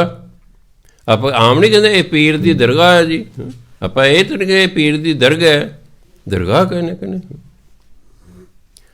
हुण गग्गे नूं औंकड़ नन्ना हाहा लिखा गुरबाणी 99% पाठी इन पढ़े गुने गुनहगार, उन पढ़ते गुनहगार। ये तो अरबी भाषा का शब्द है, ये तो यदा उचारण है गुनाह, हल्के मैं की गुनाह किया जी, उचारना गुनाह, पर असीं उन्होंने हिंदी तरह पढ़ते गुने पढ़ते हैं बस भी। हाँ जी, हिंदी का असूल है कि हाहे तो पहला अखर जे है ना मुक्ता, उन्होंने दिलावा ला के पढ़ना। वो तो गग्गे ने औंकड़ नन्ना हा है उत्थे लिखा होया, तो वो तो हिंदी के नियम अनुसार गुनह पढ़े जाए गुनह, पर ये तो शब्द ही अरबी फारसी का है, इनू हिंदी तरह पढ़े ही नहीं जा सकता। गुनाह मैं की गुनाह किया, आम असी गुनाह कहने हैं, बाणी पढ़े गुनह कहने हैं जी। आम असी अल्लाह कहने हैं, बाणी पढ़े अल्लो, अल्लो लखना जाई लखे अल्लो पढ़ी जाते। दस उन्होंने पता नहीं हाहे नूं कड़का दे लई लाया होया है भी अल्लाह एक वचन है अते पुलिंग है, इसलिए हाहे नूं औंकड़ लगा होया। ओहदा आड़ा लल्ला हाहा, ओहदा उचारण अल्लाह, अल्लाह नहीं, अल्लो नहीं, अल्लाह। गुनाहगार दरगाह ये उचारण ने ख्याल रखना। के जी किताब लिखी है वो बड़े पहले दिते शब्द हैं। 1313 शब्द जोड़े जिन्ने आए ने गुरु फारसी के, सारे उचारण लिखे हुए हैं, तां जो तुहाडा पाठ शुद्ध हो। हाँ तुसीं किताब ही ना पढ़ो तो उस मैं की कर सकदा। मैं तो दिन रात 3 साल ला के अपने सामने सारिया डिक्शनरियाँ रख के एक एक शब्द वेख्या कि किस भाषा के तो की उचारण डिक्शनरी लिखा है, वो तां लिखी है। इसलिए उसका लाभ उठा लो, नहीं तो फिर धूड़ तो पै ही जानी वो। सो गुरु महाराज कहते हर दरगाह ते मुख उजले बहुत शोभा पाए। हरि दी दरगाह च उन्होंने मुख उजले होंगे ने, उन्हें बड़ी वडियाई मिलती है। किन्हां नूं? जिन्नी डिठा मेरा सतगुरु भाओ कर, जिन्होंने प्यार नाल गुरु के दर्शन किए, जिन्हें नाम जपिया ना, कहते उन्होंने मुख उजले होंगे ने, दरगाह च शोभा मिलती है। जन नानक मंगै धूड़ तिन, जो गुर के सिख मेरे भाई। गुरु नानक देव जी महाराज, भाव गुरु महाराज आप, जब नानक कक्के नूं औंकड़ आ जाए तो गुरु महाराज कहते मैं, चौथे पातशाह कहते ने मैं। जन नानक मंगै धूड़ तिन, कहते मैं उन्हां दी चरण धूड़ मंगदा हाँ, जो गुर के सिख मेरे पाए, जिहड़े मेरे गुरु के सिख ने, जिहड़े मेरे भरा ने, मैं उन्हां दी चरण धूड़ मंगदा हाँ। क्योंकि गुरु का सिख होना अखवाना होर गल है, गुरु का सिख होना बहुत औखा है। पौड़ी हों आख सलाही सिफत सच, सच सच्चे की वडियाई। कहते मैं परमात्मा की सिफत सलाह बोल बोल के कद आख आख आख आख के कर सिफत सलाह, क्योंकि परमात्मा की वडियाई ही बहुत ज़्यादा है। सच सच्चे की वडियाई, ਉਹਦੀ ਵਡਿਆਈ ਬਹੁਤ ਹੈ, ਉਹਦੀ ਵਡਿਆਈ ਸਦਾ ਰਹਿਣ ਵਾਲੀ ਹੈ। ਮੈਂ ਉਹਦੀ ਵਡਿਆਈ ਕਹਿੰਦੇ ਕਰਦਾ ਹਾਂ। ਸਲਾਹੀ ਸੱਚ ਸਲਾਹ ਸੱਚ, ਸੱਚ ਕੀਮਤ ਕਿਨੇ ਨਾ ਪਾਈ। ਮੈਂ ਪਰਮਾਤਮਾ ਦੀ ਸਿਫਤ ਸਲਾਹ, ਜੋ ਪਰਮਾਤਮਾ ਸਲਾਹੁਣ ਯੋਗ ਹੈ, ਮੈਂ ਉਸ ਪਰਮਾਤਮਾ ਦੀ ਸਿਫਤ ਸਲਾਹ ਕਰਦਾ ਹਾਂ। ਉਹਦੀ ਐਡੀ ਸਿਫਤ ਸਲਾਹ ਕਿ ਸੱਚ ਕੀਮਤ ਕਿਨੇ ਨਾ ਪਾਈ। ਪਰਮਾਤਮਾ ਦੀ ਵਡਿਆਈ ਦੀ ਕੋਈ ਸਿਫਤ ਦੀ ਕੀਮਤ ਹੀ ਨਹੀਂ ਪਾ ਸਕਦਾ ਹੈ। ਸੱਚ ਸੱਚਾ ਰਸ ਜਿਨੀ ਚਖਿਆ, ਸੇ ਤ੍ਰਿਪਤ ਰਹੇ ਅਗਾਈ। ਇਹਨੂੰ ਅਘਾਈ ਨਹੀਂ ਪੜ੍ਹ ਦੇਣਾ ਪੰਜਾਬੀ ਤਰ੍ਹਾਂ, ਇਹ ਹਿੰਦੀ ਦਾ ਸ਼ਬਦ ਹੈ ਅਘਾਈ। ਅਘਾਈ ਹੁੰਦਾ ਰੱਜ ਜਾਣਾ। ਸੱਚ ਸੱਚਾ ਰਸ ਜਿਨੀ ਚਖਿਆ, ਜਿਨ੍ਹਾਂ ਨੇ ਪਰਮਾਤਮਾ ਦਾ ਨਾਮ ਰਸ ਚਖ ਲਿਆ ਨਾ। ਅਜੇ ਤਾਂ ਸਾਨੂੰ ਰਸ ਆਉਂਦਾ ਹੀ ਨਹੀਂ, ਇਸੇ ਸਾਨੂੰ ਪਤਾ ਹੀ ਨਹੀਂ ਉਹ ਰਸ ਕੀ ਹੁੰਦਾ ਹੈ। ਕਬੀਰ ਸਕਦੇ ਇਹ ਰਸ ਆਵਾ ਹੋਰ ਰਸ ਨਹੀਂ ਪਾਵਾ। ਜਦੋਂ ਕਿ ਨਾਮ ਰਸ ਆ ਜਾਂਦਾ, ਦੂਜੇ ਰਸ ਚੰਗੇ ਹੀ ਨਹੀਂ ਲੱਗਦੇ, ਚੰਗੇ ਹੀ ਲੱਗਦੇ। ਨਹੀਂ ਤਾਂ ਕੋਹਲੀ ਸਵੀਟਸ ਕੋਲ ਲੰਘਦੇ ਉਹਦੇ ਮੂੰਹ ਜੀਭ ਗਿੱਲੀ ਗਿੱਲੀ ਰਸ ਸੁਗੰਧੀ ਆਈ, ਰਸ ਆ ਗਿਆ। ਕਿਉਂਕਿ ਅਜੇ ਸਾਨੂੰ ਨਾਮ ਰਸ ਹੀ ਨਹੀਂ ਆਇਆ ਹੈ। ਮੈਂ ਮਹਾਂਪੁਰਖਾਂ ਦੇ ਜੀਵਨ ਪੜ੍ਹਦਾ ਰਹਿੰਦਾ। ਜਦੋਂ ਤੁਹਾਡੇ 'ਚੋਂ ਕਿਸੇ ਨੂੰ ਨਾਮ ਰਸ ਆਇਆ, ਪਤਾ ਕੀ ਲੱਗੂਗਾ? ਅੰਦਰ ਕਾਂ ਹੁੰਦਾ ਨਾ ਸਾਡੇ, ਇਹ ਥੋੜ੍ਹੇ ਮਾਸ ਲਟਕ ਰਿਹਾ ਹੁੰਦਾ ਹੈ ਗਲੇ 'ਚ ਉੱਪਰਲੇ ਸੇ, ਉਹਨੂੰ ਕਾਂ ਕਹਿੰਦੇ ਪਿੰਡਾਂ 'ਚ। ਉਹਦੇ ਵਿੱਚੋਂ ਇੱਕ ਤੁਬਕਾ ਡਿੱਗੇਗਾ ਅੰਮ੍ਰਿਤ ਦਾ। ਨਾਮ ਅੰਮ੍ਰਿਤ ਇੱਕ ਤੁਬਕਾ ਤੁਹਾਡੀ ਜੀਭ 'ਤੇ ਡਿੱਗੇਗਾ। ਜਿੱਦੇ ਡਿੱਗੇਗਾ 3 ਮਹੀਨੇ ਘੱਟ ਤੋਂ ਘੱਟ ਤੁਸੀਂ ਮਸਤੀ 'ਚ ਹੀ ਰਹੋਗੇ। ਬਸ ਤੁਹਾਡੀ ਜ਼ਿੰਦਗੀ ਹੀ ਹੋਰ ਹੋ ਜਾਏਗੀ। ਇੰਨਾ ਆਨੰਦ, ਇੰਨਾ ਆਨੰਦ। ਰਸ ਆ ਗਿਆ ਨਾ, ਰਸ ਹੈ। ਇੱਕੋ ਤੁਬਕਾ ਹੀ ਬਹੁਤ ਹੈ। ਹਾਂਜੀ। ਸੋ ਜਿਨ੍ਹਾਂ ਨੇ ਨਾਮ ਰਸ ਚਖ ਲਿਆ ਨਾ, ਸੇ ਤ੍ਰਿਪਤ ਰਹੇ ਅਗਾਈ। ਉਹ ਤੇ ਰੱਜੇ ਰਹਿੰਦੇ ਨੇ, ਉਹ ਤੇ ਸੰਤੁਸ਼ਟ ਰਹਿੰਦੇ ਹਨ। ਇਹ ਹਰ ਰਸ ਸੇਈ ਜਾਣਦੇ, ਜਿਉਂ ਗੂੰਗਾ ਮਠਿਆਈ ਖਾਈ। ਜਿਹੜੇ ਇਸ ਰਸ ਨੂੰ ਜਾਣਦੇ ਹਨ, ਉਹ ਇਸ ਰਸ ਨੂੰ ਸ਼ਬਦਾਂ 'ਚ ਨਹੀਂ ਦੱਸ ਸਕਦੇ। ਜਿਵੇਂ ਪਰਮਾਤਮਾ ਦੇ ਜਿਨ੍ਹਾਂ ਨੇ ਦਰਸ਼ਨ ਕੀਤੇ, ਅੱਜ ਤੱਕ ਪਰਮਾਤਮਾ ਬਾਰੇ ਸ਼ਬਦਾਂ 'ਚ ਦੱਸ ਹੀ ਨਹੀਂ ਸਕੇ ਕਿ ਪਰਮਾਤਮਾ ਕਿਹੋ ਜਿਹਾ ਹੈ। ਦੱਸ ਹੀ ਨਹੀਂ ਸਕੇ। ਇਹ ਨਹੀਂ ਕਿ ਉਹਨਾਂ ਦਰਸ਼ਨ ਨਹੀਂ ਕੀਤੇ, ਉਹ ਦੱਸ ਹੀ ਨਹੀਂ ਸਕਦੇ। ਕਿਉਂਕਿ ਦੱਸਣ ਲਈ ਬਾਹਰ ਉਹੋ ਜਿਹੀ ਚੀਜ਼ ਚਾਹੀਦੀ ਹੈ, ਅਤੇ ਪਰਮਾਤਮਾ ਵਰਗੀ ਹੋਰ ਕੋਈ ਚੀਜ਼ ਹੀ ਨਹੀਂ ਹੈ। ਇਸ ਲਈ ਦੱਸਣ ਕਿਵੇਂ? ਉਹ ਜੋ ਨਾਮ ਰਸ ਹੈ, ਐਸਾ ਰਸ ਹੈ ਕਿ ਬਾਹਰ ਕਿਸੇ ਚੀਜ਼ ਦੇ ਵਿੱਚ ਉਹ ਰਸ ਹੀ ਨਹੀਂ ਹੁੰਦਾ। ਇਸ ਲਈ ਕਿਵੇਂ ਦੱਸੇ ਕੋਈ ਕਿ ਉਹ ਕੀ ਰਸ ਹੁੰਦਾ ਹੈ? ਮੈਂ ਤਾਂ ਜੋ ਪੜ੍ਹਿਆ ਉਹਦੇ ਵਿੱਚ ਤੁਹਾਨੂੰ ਸ਼ਬਦਾਂ ਰਾਹੀਂ ਬਿਆਨ ਕੀਤਾ ਹੈ ਕਿ ਇੰਨਾ ਜਿੱਦੇ ਕਿਤੇ ਤੁਹਾਡੀ 2-3 ਮਿੰਟ ਲਈ ਵੀ ਸਮਾਧੀ ਲੱਗ ਗਈ, 6 ਮਹੀਨੇ ਤੁਹਾਡੀ ਧਰਤੀ 'ਤੇ ਪੈਰ ਨਹੀਂ ਠੀਕ ਟਿਕਣੇ। ਜਿਵੇਂ ਮਤਵਾਲਾ ਬੰਦਾ ਹੁੰਦਾ, ਪੀਤੀ ਹੁੰਦੀ ਹੈ, ਐਂ ਰਹੂਗਾ। ਇਹਨੇ ਤੁਸੀਂ ਆਨੰਦ 'ਚ ਰਹੋਗੇ। ਤੁਹਾਡਾ ਜੀਅ ਕਰੇਗਾ ਮੇਰੀ ਫਿਰ ਸਮਾਧੀ ਲੱਗੇ। ਇਹ ਜੇ ਨਾ ਸਮਾਧੀ ਲੱਗੀ ਹੈ, ਨਾ ਜੇ ਸਾਨੂੰ ਨਾਮ ਰਸ ਆਇਆ। ਇਸ ਲਈ ਕਈ ਵਾਰੀ ਬਾਣੀ ਦੀਆਂ ਜਿਹੜੀਆਂ ਗੱਲਾਂ ਨੇ ਨਾ, ਉਹ ਪੂਰੀ ਤਰ੍ਹਾਂ ਜੇ ਸਾਡੀ ਸਮਝ ਤੋਂ ਉੱਪਰ ਨੇ। ਅੱਜ ਸਾਡੀ ਸਮਝ ਤੋਂ ਉੱਪਰ ਨੇ ਕਿ ਕਿਵੇਂ ਉਹ ਨਾਮ ਰਸ ਚੱਕ ਕੇ ਰੱਜੇ ਰਹਿੰਦੇ, ਤ੍ਰਿਪਤ ਰਹਿੰਦੇ ਨੇ। ਸੋ ਇਸ ਰਸ ਨੂੰ ਬਿਆਨ ਨਹੀਂ ਕੀਤਾ ਜਾ ਸਕਦਾ। ਜਿਉਂ ਗੂੰਗਾ ਮਠਿਆਈ ਖਾਈ। ਜਿਵੇਂ ਗੂੰਗਾ ਮਠਿਆਈ ਖਾ ਲੇ ਅਤੇ ਉਹਨੂੰ ਕਹੇ ਵੀ ਕੀ ਸਵਾਦ, ਦੱਸ ਨਹੀਂ ਸਕਦਾ। ਉਹ ਗੂੰਗਾ ਹੈ ਨਾ, ਉਹ ਇਸ਼ਾਰਾ ਕਰੂ, ਤੁਸੀਂ ਵੀ ਖਾ ਕੇ ਦੇਖ ਲਓ। ਉਹ ਤੁਹਾਨੂੰ ਕਹੂਗਾ ਇਸ਼ਾਰੇ ਨਾਲ ਵੀ ਮੈਂ ਦੱਸ ਨਹੀਂ ਸਕਦਾ, ਤੁਸੀਂ ਖਾ ਕੇ ਵੇਖ ਲਓ, ਤੁਹਾਨੂੰ ਪਤਾ ਲੱਗ ਜੂ ਕੀ ਸਵਾਦ ਹੈ। ਇਸੇ ਤਰ੍ਹਾਂ ਜਿਹੜੇ ਇਸ ਰਸ ਨਾਮ ਰਸ ਨੂੰ ਜਾਣਦੇ ਨਾ, ਉਹ ਤਾਂ ਗੂੰਗੇ ਦੀ ਤਰ੍ਹਾਂ ਦੱਸ ਨਹੀਂ ਸਕਦੇ ਹੈ। ਬਸ ਗੁਰ ਪੂਰੈ ਹਰ ਪ੍ਰਭ ਸੇਵਿਆ, ਮਨ ਵਜੀ ਵਧਾਈ।